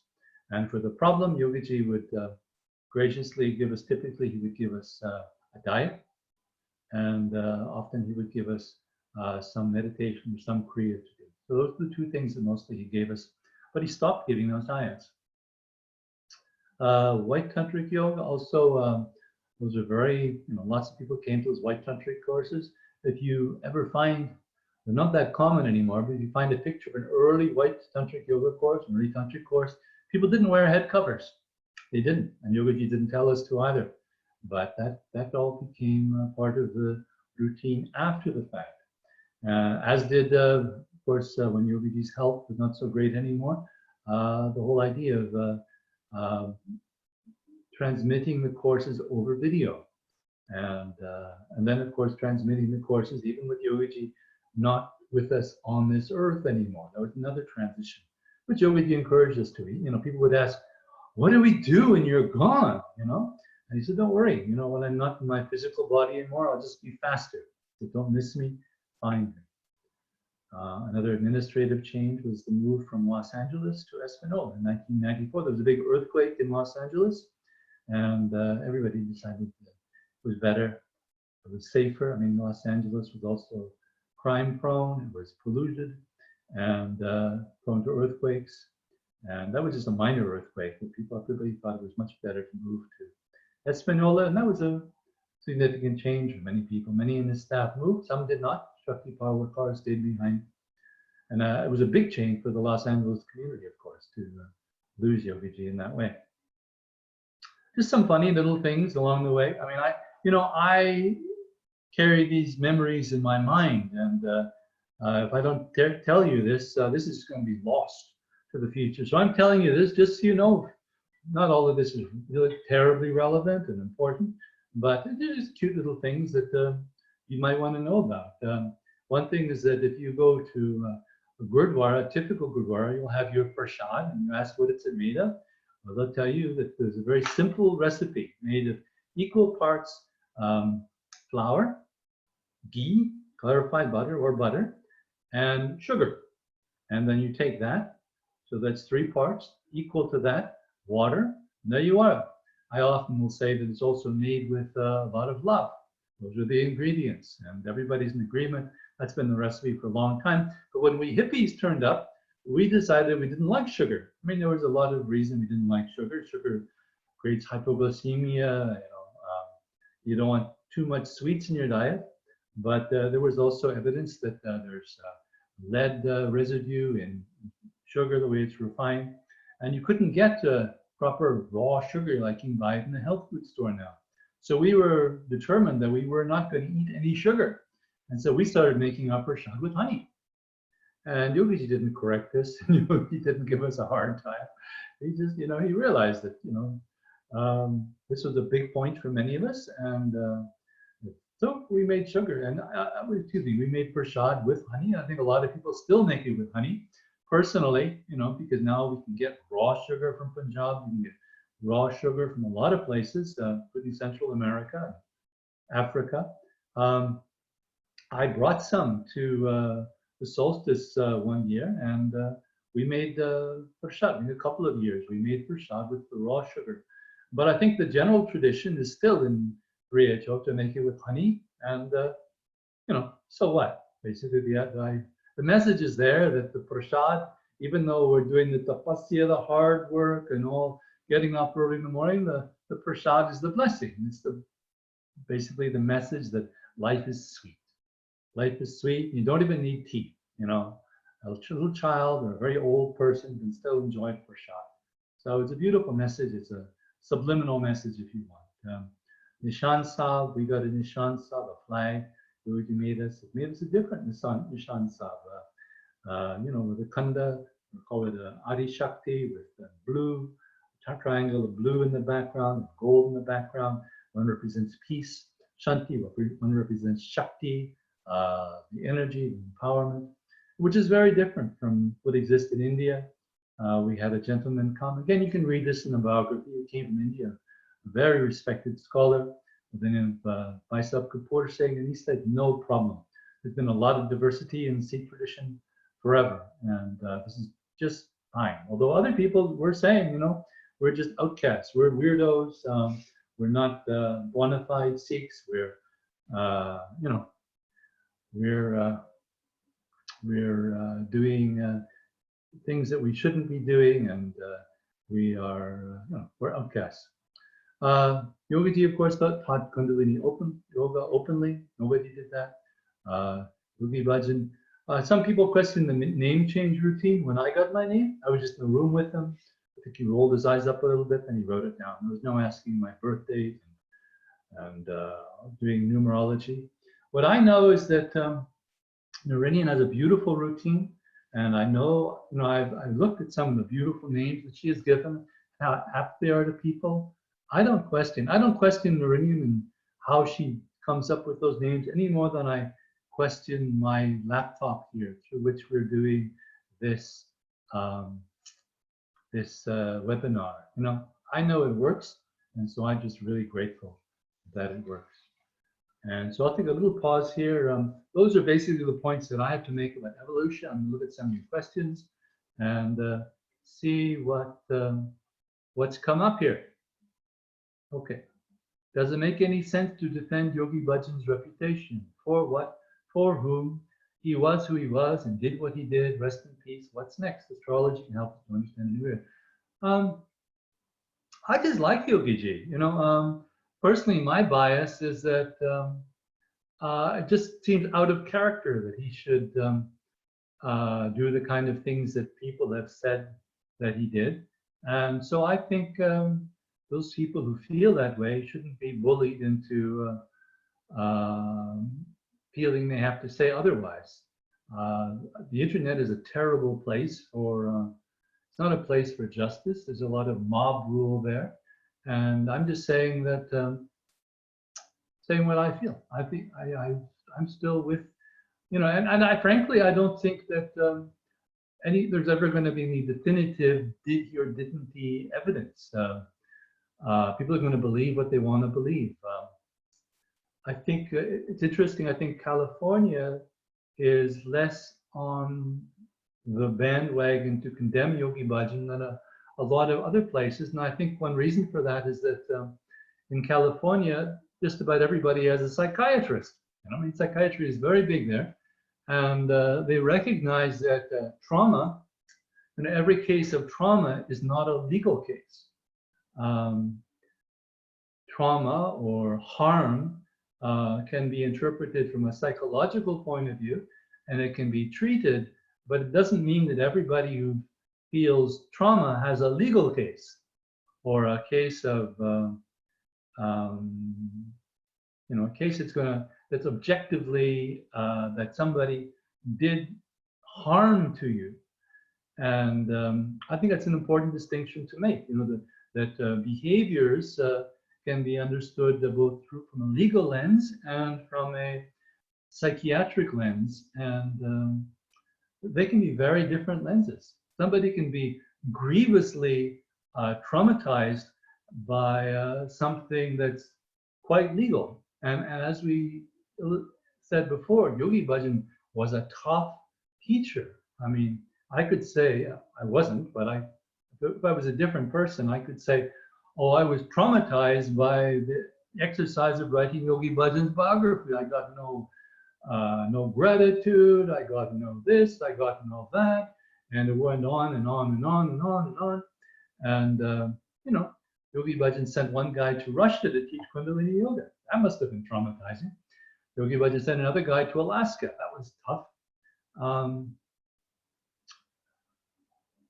You know, I think you hear what I'm saying. That is why many of us are pressing for what's called a fair investigation. There's a website there. I think it's called fairinvestigation.com to press for a fair investigation, not just listening posts where people can scream and yell and cry about their anguish, but a fair and impartial inquiry into what did or might not have happened.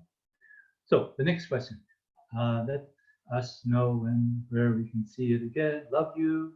Okay, so this is definitely all being, I mean, technology willing, it's all being recorded, and you're going to be able to see it and hear it afterwards, and you can share it. Next, he said, anyone with guru in their name, not title, is teaching that second part of their name.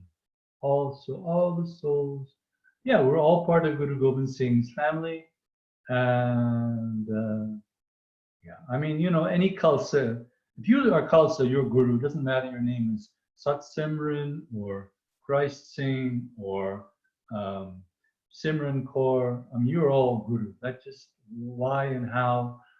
You know, there was a time when it was interesting to note, you know, as these names came out, that there was a period where everybody got the name Guru. There was a period where it seemed everybody got the name started with Sat. Everybody got a name started with Siri. Everybody got a name started with Dave for a while, almost everybody. And so that was interesting, and I don't have any explanation. But I'm just saying, you know, if you're a teacher of the traditional Indian vocabulary, you're a guru. Guru is dark, guru is light, you teach, you're a guru. Just be careful in Indian context, in Punjabi context, in Sikh context. People don't like to hear that. They consider that blasphemy. All right, so you have to make a really good argument that Guru Gobind said Khalsa Mera Satguru Pura. Okay, you think you need any? Okay, thank you so much, Mahaninder. I think we might have lost her now. Thank you for your help. Any other questions? Otherwise, I'm going to go on to some stuff. I think we've got enough material to keep us going. Our numbers are down, but that doesn't, I'm not deterred. I'm just going to keep going here. Yeah. I mean, there's a lot of interesting stuff coming. You know, some people are condemning KRI. I'm going to congratulate KRI for the great job they did in compiling and organizing Yogi Bhajan's teachings and in sifting through all the manuscripts that people wanted to, and all the videos that people have wanted to publish to see they are authentic. They did a really good job there. But I've said this before, I think there's a real problem in, for one thing, a very major deficiency that I think KRI is responsible for, but not alone, because there are other organizations, Sikh Dharma International, the ministry. Why didn't we have a biography? You know, if we really honor Yogi Bhajan, why do we have to wait for somebody who really hates Yogi Bhajan to write a biography and to get it published? I mean, I was given the job in 1983. It took a while to write, but my example, the role model I took was the Hare Krishnas. They had a teacher, Swami Bhakti Vedanta. He passed in 1977, and by 1980-81, they had a biography because they loved their teacher and they wanted to. They didn't want the message to get garbled. So by 80-81, you could find his biography. It was out there. It wasn't footnoted. It was beautifully written. It came out, I think, in 6 volumes. Very readable, very beautiful. I mean, the ISKCON, the Hare Krishna people, they're very big on their books. They're very big on publishing books, more than we are, I suppose. But why did it just take them 2 or 3 years to get up the biography? And I mean, Yogiji gave me the job in 83. It was submitted in 94. He passed in 2004, and still, you know, decades after that, still KRI wasn't able to publish, or Sikh Dharma International wasn't able to agree on a biography. I think there's a fundamental character flaw. There's a fundamental something is really screwy in Espanola that things went that way. And I'm fine. Things go the way they go. And I'm happy to be the torchbearer of the Yogi Bhajan biography, which I'm still gathering stories for, by the way. You know, we're going to have another, hopefully, another edition come out with a few more stories. But something really screwy there. Something really, really screwy there. And part of that is the the concept that Yogiji shared with us, that you should aspire to be greater than your teacher, be 10 times greater than your teacher. I mean, if you don't have the stories of the teacher, if you're going to the Congo to teach Kundalini Yoga, and you don't have a role model, you don't have their stories to draw inspiration from, well, good luck. Good luck. And if the only story that you can find is one that Pam Dyson wrote, and the guy's a nutcase, an abuser, well, heaven help you. Heaven help you. So I think that there's a big problem there. For all the good that KRI and Sikh Dharma International and the BISUB and all those people with positions of authority have done, they've really fallen short in terms of telling, forget about adults, telling the children the beautiful stories that Yogiji told us. Not even the stories about him, but he was such a great storyteller, told us so many inspiring stories, not only of the gurus, but of Lord Krishna. I mean, of Abraham, Abraham. Yogiji was a great, great storyteller. To let those stories get lost into the libraries, the teachings, not good enough. Sorry. I know there's money in New Mexico. It could have been invested in that, but it was invested in elsewhere. I think the paradigm, the idea to make Kara into a packaging, a merchandising organization with retailing and wholesaling packages of books and trainings and la is very short-sighted and very limited. And it's not, frankly, what us, the early students, gave our lives for. We didn't give our lives for a business. We gave our lives to change the world. And over time, we have changed the world just by our being so different. I know in Toronto, if you want to look up SikhNet, there's an article. You can email me for the directives. I wrote an article called "Oh Canada, Our Canada" about how we in Toronto. I mean, we had a ashram head who was a bit of he was an abuser. He would beat people up. But his strength. Let's look at the positive side. He was really good with the media, and so Toronto had us weirdos in our white vana when there were very few Sikh immigrants walking around with a lot of self-confidence. Yogiji gave us some of that self-confidence, and some of it just came from our sadhana and from the Kundalini Yoga. And we grew up, we developed a very tolerant culture here in Toronto. Part of it is thanks to the Toronto Star, our media here, the Globe and Mail, very tolerant, open media, which Vancouver didn't have. But we were trailblazers. We did a couple of human rights cases as well.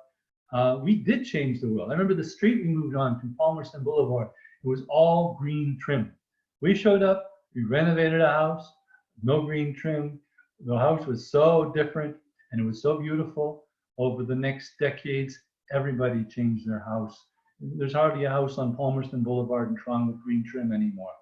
The gays, the bisexuals, the Muslims, everybody, consciously or unconsciously, benefited from our being different and carrying that freak flag that the Crosby, Stills, Nash sing about in that song, Almost Cut My Hair. Our long hair was our freak flag, and then our turban was our flag. It was our flag of distinction, and we carried it very proudly. So we did change the world. Yogiji talked about too, quite rightly, that after Vietnam, after we gave Nixon a bit of a beating up, as did the fellow who released the Pentagon Papers, the name escapes me right now. The U.S. did not invade another country for another how many years, from 71 to 91, do the math, because the U.S., the government had learned a lesson. The people were not going to stand for it. So we changed the world. We didn't change everything. So getting on, yeah. So that's our thing, to change the world. We didn't set out to set up a KRI, a merchandising organization. We set out to change the world. And frankly, there's folks still here to do that. I think my co-presenters here are here for that reason. We'll see Libtard tomorrow, and others on on Sunday. That's our thing. And there's folks that frankly a little scared to come on giving a presentation, but that vision lives on with us. And it's a little sad, you know. I saw the KRI statement the other day that we're a welcoming organization, we're a respectful organization, we tolerate zero abuse, we're a social justice organization. Why did they say that? I think because they lost their bearings. From the beginning, we've been a healthy, happy, holy organization. I mean, what more needs to be said?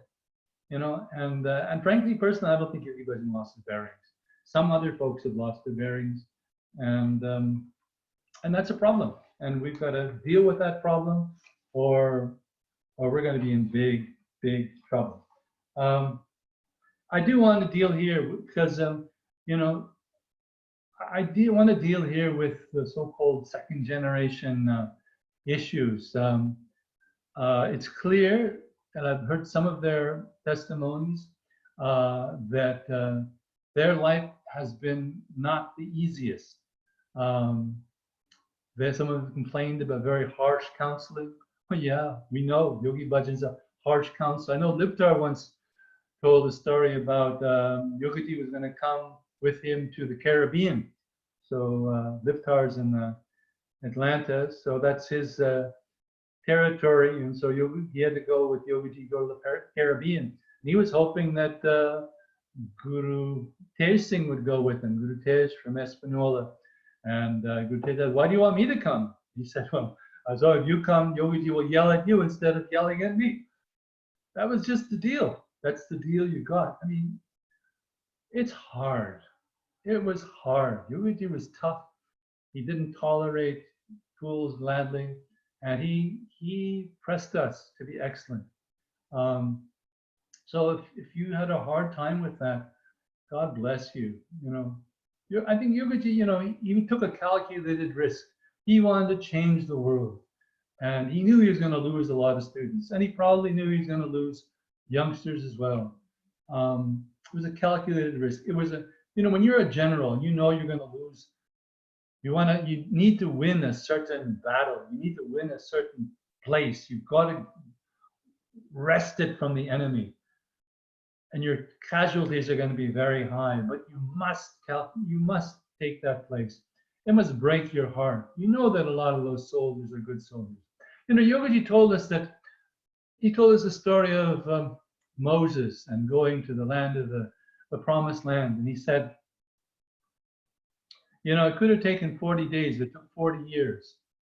And he said it took 40 years because he wanted people to grow. It was a growth, it was an exercise in character development.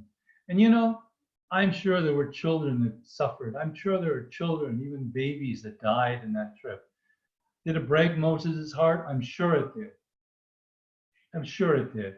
You know, one of my definitions of a spiritual teacher is somebody who has such a sensitivity that they leave their own preferences, they leave their own self-gratification to seek to help others and to help to minimize their suffering.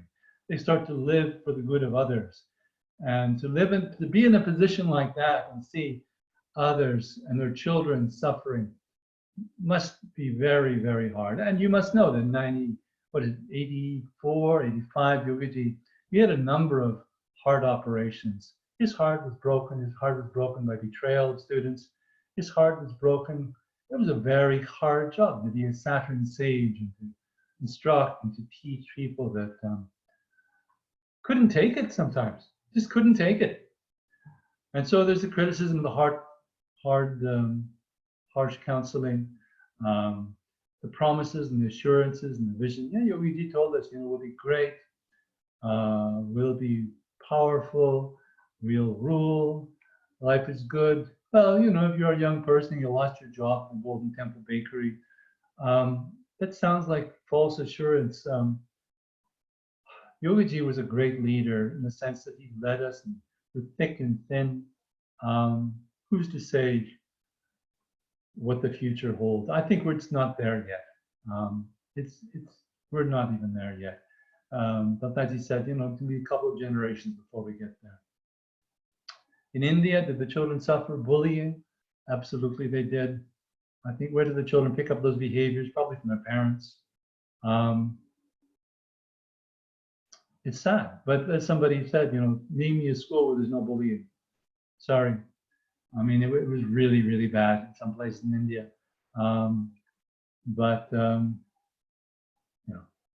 Yogi Bhajan hoped that by sending the children to India, he would achieve 2 or 3 things. One is he would allow the children some space from the parents, and admittedly, some of their parents I know went through not 1 divorce, 2, 3, 4, 5 divorces. It was insanity what some of the parents did, and what some of the mothers and fathers did, the husbands and wives. It was hard, but it would have been very, very, very hard for the children as well. So it gave them some distance from that. He was hoping they would pick up some of the Indian culture, some of the Indian language, because that was his hope too, to make a bridge, a cultural bridge, a linguistic bridge. Because frankly, a lot of his students were American, and there's some subliminal racism that people carry with them. It's hard to learn Punjabi. 1975 was really the peak year, and Yogiji and his wife were encouraging him to learn Punjabi. And his best student was Vaisab Dayal Singh, who died a couple of years later, who was learning Punjabi really well. It's hard. And most of us, I would challenge that most of us who are still sticking around are still not learning Punjabi, because that subliminal racism is still with us. It's a very, very difficult thing to kick. And I'm a German by my nature, so I take it very seriously, even more seriously than you do. मैं Punjabi bolta, like कोई मुश्किल है, Punjabi bolna, Hindi bolna, Shin Basha bolna, holy, holy, holy, holy. So it's difficult. It's not the easiest thing in the world. You've got to really be humble to pick up a foreign language. And he was hoping the children would do it. The children didn't take their Punjabi classes seriously by and large. Even among the children who went to India, very few picked it up. But that was his hope. So to spare the children, allow the parents to work out their stuff, and to get some of these legacy organizations, profit and non-profit, going without having to think about childcare. Those were his aspirations. In many cases it didn't work. Some cases it did. That was just the way it went. And some of the, I heard some of these criticisms from the young people, and they're perfectly right. And many of us Yogi Bhajan students, instead of aspiring to be 10 times greater, we put Yogi Bhajan up on a pedestal. Wrong, wrong, wrong, wrong, wrong, wrong. But how do you be 10 times greater than Yogi Bhajan? You've got to have the discipline Yogi Bhajan had. I made a little analysis here. Basically, to pull this together, to really do this, you had to be smarter than the average bear. You had to be able to take Yogi Bhajan's teachings and apply them to your own life, personally, on a day-to-day, moment-by-moment basis. So you had to be a little sharp to be able to do that.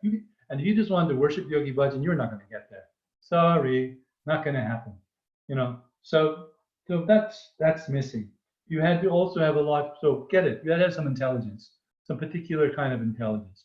2, you need to have a lot of self-esteem. So my parents told me I'm German, so I'm a super race, blah, blah, blah. So I grew up with a lot of self-esteem. It was all a pack of lies. But I had the self-esteem to carry through when things were tough. And the self-esteem, the self-love allowed me to keep up the discipline when things were hard. When everybody in my ashram was, packing in their sadhana. Because the head of the ashram said sadhana is garbage, and Yogi Bhajan is a piece of garbage, and the Premka is right. And he did that in the 80s, So that was my self-esteem that saved me. To carry on and to really sincerely aspire to be Yogiji's equal or better, you've got to have a lot of self-love, which will give you the self-discipline. And the third part is the humility. The humility, without humility, you don't make it either. Humility allows you to be patient. Humility allows you to bear with the tough criticism. Humility allows you to bear with other people's putting your teacher down and putting yourself down. And humility allows you to transcend race. I mean, I've had so many beautiful experiences. Just yesterday, I was walking down an alley in Toronto, And there are a lot of Punjabis here. And a couple of them were just in the alley. They were not visibly Sikh. They might have been secular, Hindu, Muslim, whatever. But they were from Punjab. They spoke Punjabi. And they said, you know, hello, how are you? In Punjabi. And so they were either going to make a fool of me that I couldn't speak Punjabi, though I was dressed in Punjabi garb, or they were going to be maybe a little humble. And so I think perhaps they were a little humble because I was able to carry on conversation with them. And I told them, you know, that I was a Puratan Sikh. I was one of the original Sikhs in Toronto. Because it's true. Most Sikhs are immigrant Sikhs. And I told them, you know, har hafte mein Brampton nu janda, Gursikh Yogi Sikh class kaunda. So every week I go to Brampton, where most of the Punjabis live, and I teach Gursikh yoga, which is what we call Kundalini yoga up there. So it's the yoga that the Guru taught. And I said, Guru Nanti Ji Sikanda, Nam Japo, Te Avra Nam Japavo. It says, Guru Nanak taught, chant the name and make others to chant the name. And they got it, you know, they got it, that I was able to transcend. I was their brother. I was their linguistic brother. You know, I was their cultural brother. Not only I love the Punjabi food, everybody does, but I was able to transcend that cultural barrier and talk to their heart with their heart language. And that takes some humility. I'm not going to brag about my humility. That would be really dumb, wouldn't it? But I want to challenge you all, especially if you're caught up in this quagmire. You know, this is where Yogiji pointed us, and he wasn't a stupid teacher. He didn't beat us over the head about it, but he made his point. I made the point in biography. You can pick it up or not pick it up, but it's definitely one of the teachings that he gave us. What else? Yeah, requirements. Yeah. One interesting thing I'll say, excuse me, because I know Sikh history a little bit. You know, I think it must be a little crazy in Espanola now, because I know, you know, there's the pro-Yogi Bhajan camp, there's the anti-Yogi Bhajan camp, there's the pro-Yogi Bhajan with conditions camp. You know, Guru Nanak Dev Ji, he passed on his spiritual mantle to Guru Angad. And Guru Angad was smart enough to get the hell out of town. And he moved to, I think it's Goindwal Sahib. And when he passed on his spiritual mantle, his successor moved on to Kadur Sahib. And when his son passed on, when the mantle was passed on to Ramdas, Guru, he moved on to Amritsar. And it went like this way, you know, Guru Hargobind Sahib went to Kiratpur Sahib. You know, this is the hard thing, passing on spiritual legacy. And typically you're going to have people that are just going to want to hang around and put you on a pedestal. And that doesn't cut it. It doesn't cut it for you. It doesn't cut it for the legacy. It doesn't cut it for your students. Sometimes it's the best thing to get the hell out of town and make a fresh start. So, you know, I will always say that Espanola will be our sentimental home. You know, Guru Kir, we've had a discussion about it. You know, Yogiji said that, you know, Ramdas Puri will have a temple of steel up there, and it'll be a beautiful place, you know, a big procession up to there one day. But strategically, it might be the best thing to just get the hell out of town. I don't say who's going to carry on the mantle. It's not a thing that I'm really feeling drawn toward. But you know, that may happen. That may happen. God knows. It'll be, I won't say too much. I'm not going to set up strategy for setting up the next 10, 20, 50 years. But most important thing is we keep the teachings going. We keep the teachings alive. How do you keep the teachings alive? You live them. There's no other way of doing it. We're very grateful, and Yogi Bhajan has told us to be very grateful.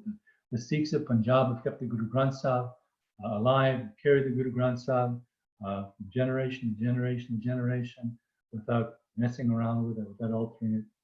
But for us, the best thing is to keep Kundalini Yoga alive. Don't mess the teachings. Hopefully, we'll keep our library of the teachings going without hanky-panky going on there.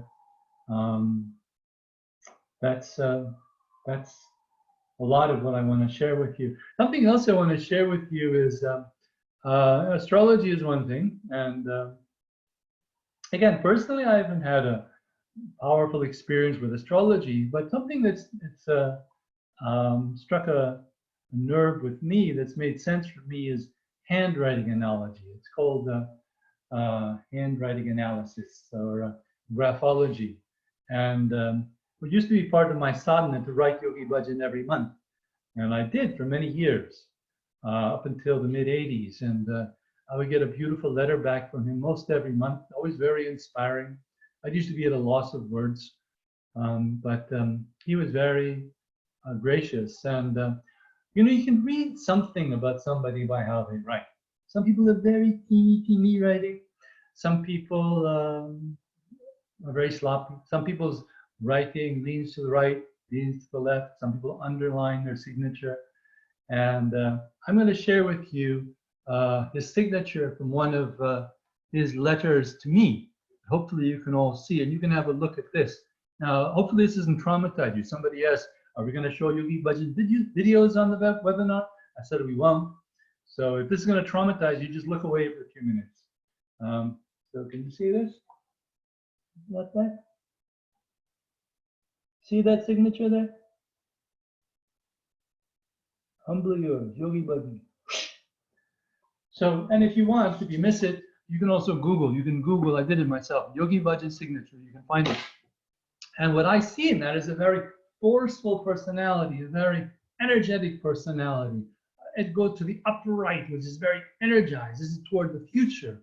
It's very positive and very, you know, there's a bit of detail there in how he does it, but he's mostly focused on the energy, on the inspiration. And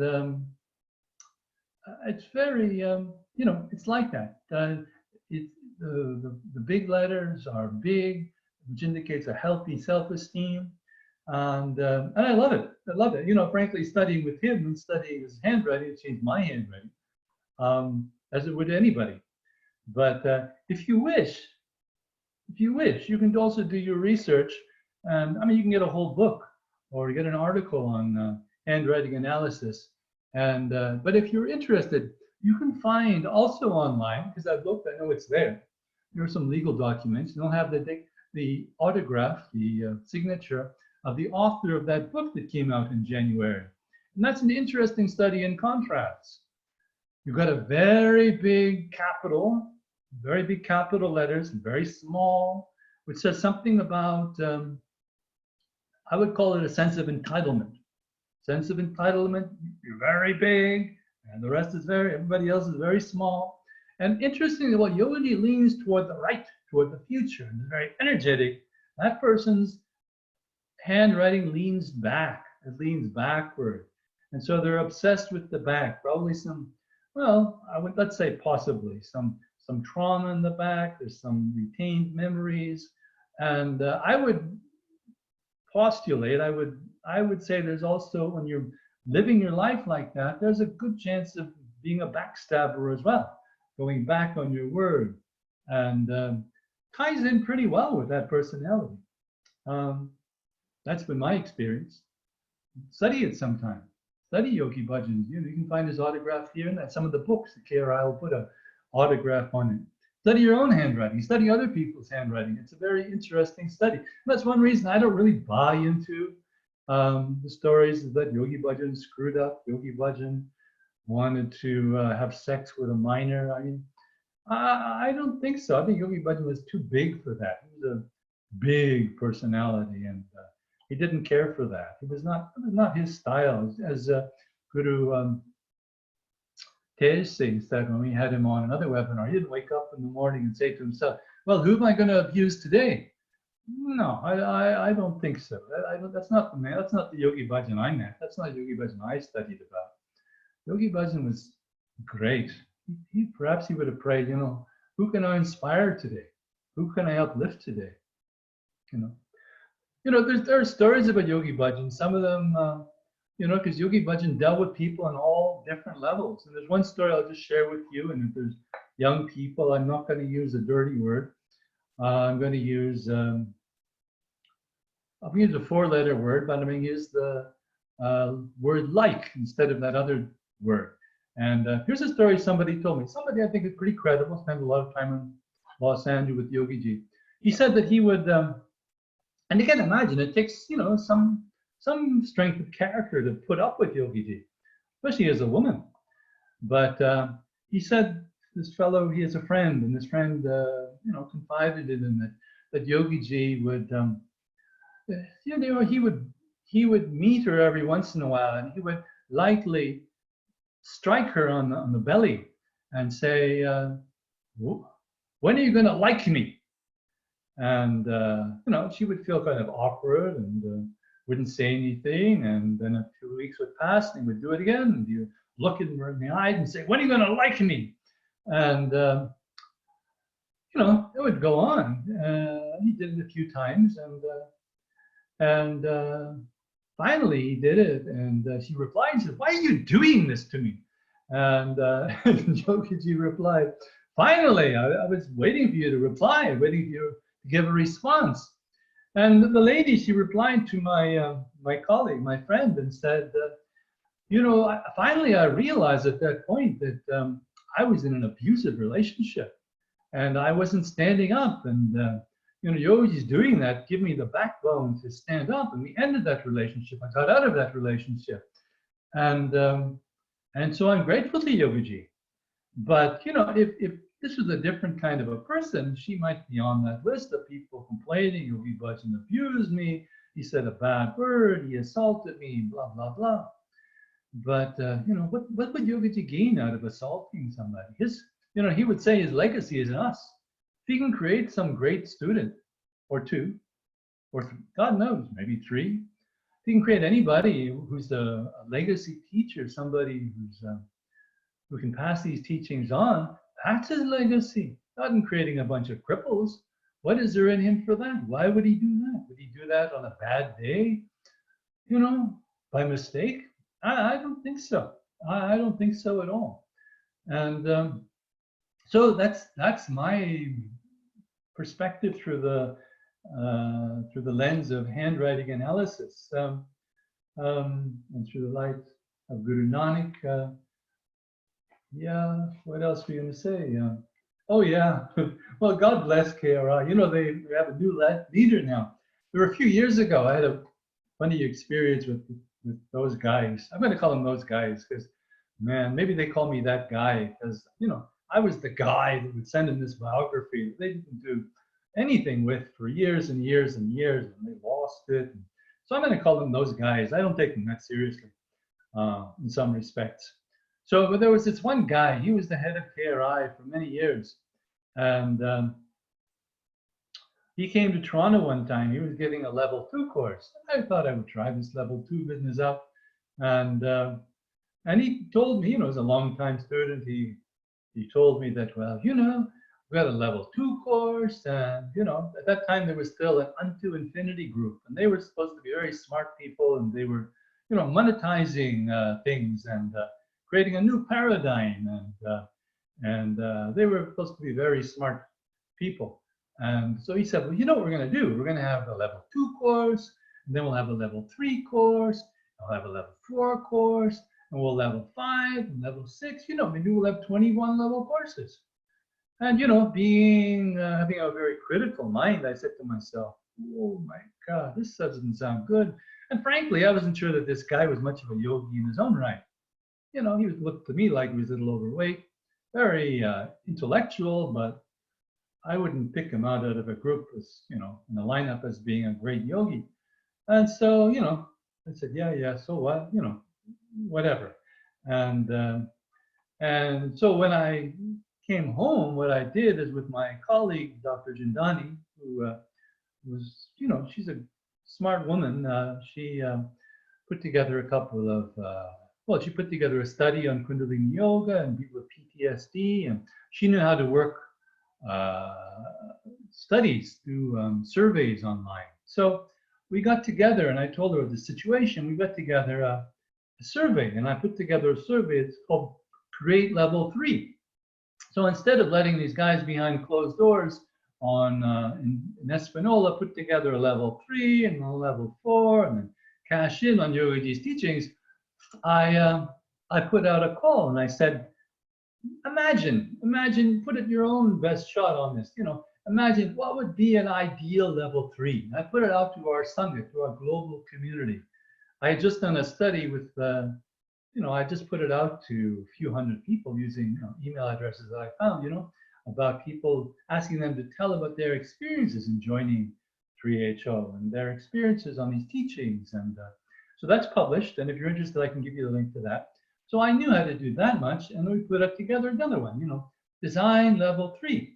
And we got some really neat responses. But my main point was getting the attention of the folks at level in Espanola that, the whole world is not going to take this lying down. You guys behind closed doors, creating this level 3, level 4, level 5, but these teachings belong to us too. And so I'm very grateful that they stopped at level 3 and they didn't go beyond that. But so that was my experience in opposing KRI and creating an alternative model and opening it up to the world, really, to anybody to propose a level 3. And so that was part of my experience with level 3. Yeah, there are, oh my God, there are different things. Mostly we're going to talk about, criticisms on day 3, on Sunday, on moving forward. And I don't think I want to go too far forward on this. I think a very essential part of, I've said it before, but I'll say it again, a very essential part of what Yogi gave us is he gave us a role model. And he's still a role model to me. I see him as a role model. He networked with so many people. We're going to talk more about, the really great stories of Liptar Singh tomorrow. And he said, don't hang around my lotus feet. That's not what I want. That's not what I care for. Be greater than me. And I tell my students the same thing. I'm a Saturn teacher too. Most people don't really want to hear that message. They don't take it seriously. But if 1 out of 1,000 people take it seriously, then so be it. But that's very, very important to me. That's one reason I want to uphold the legacy of Yogi Bhajan and keep the biography, online, and people have access to it. Perhaps we'll do it as a audio book one day. I think I've covered most of the points that I should rightfully be covering today. I'm very grateful to Guru Simran Kaur for her input. I think we've lost her. She did say she was just going to say a few words, and she did, and I'm grateful to her for that. I'm grateful to Sat Siri Kaur for her extensive Vedic astrological assessment of Yogiji's chart. And I'll say again, if there are any questions, you can type them in now as a chat. You can also, of course, review anything that's come up in the video. And I think I'll just wind it up. We've done 2 3/4 hours. I hope to join you again tomorrow. And I wish you all the very best. Sat Siri, do you want to come on mic and we'll sing Long Time Son? If she's still there. Well, I'll sing Long Time Son. All of you, wherever you are, let's sing Long Time Son. May the long time sun shine upon you, all love surround you, and the the pure light within you guide your way on. May the long time sun shine upon you, all love surround you, and the pure light within you guide your way on. Guide your way on. Guide your way on.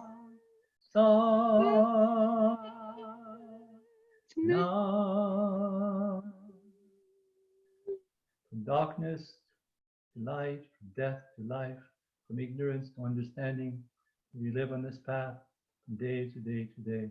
We live as lighthouses wherever we are. By your grace, may we be healthy, happy, and holy. Satnam. Thank you all. Satnam. Thank you.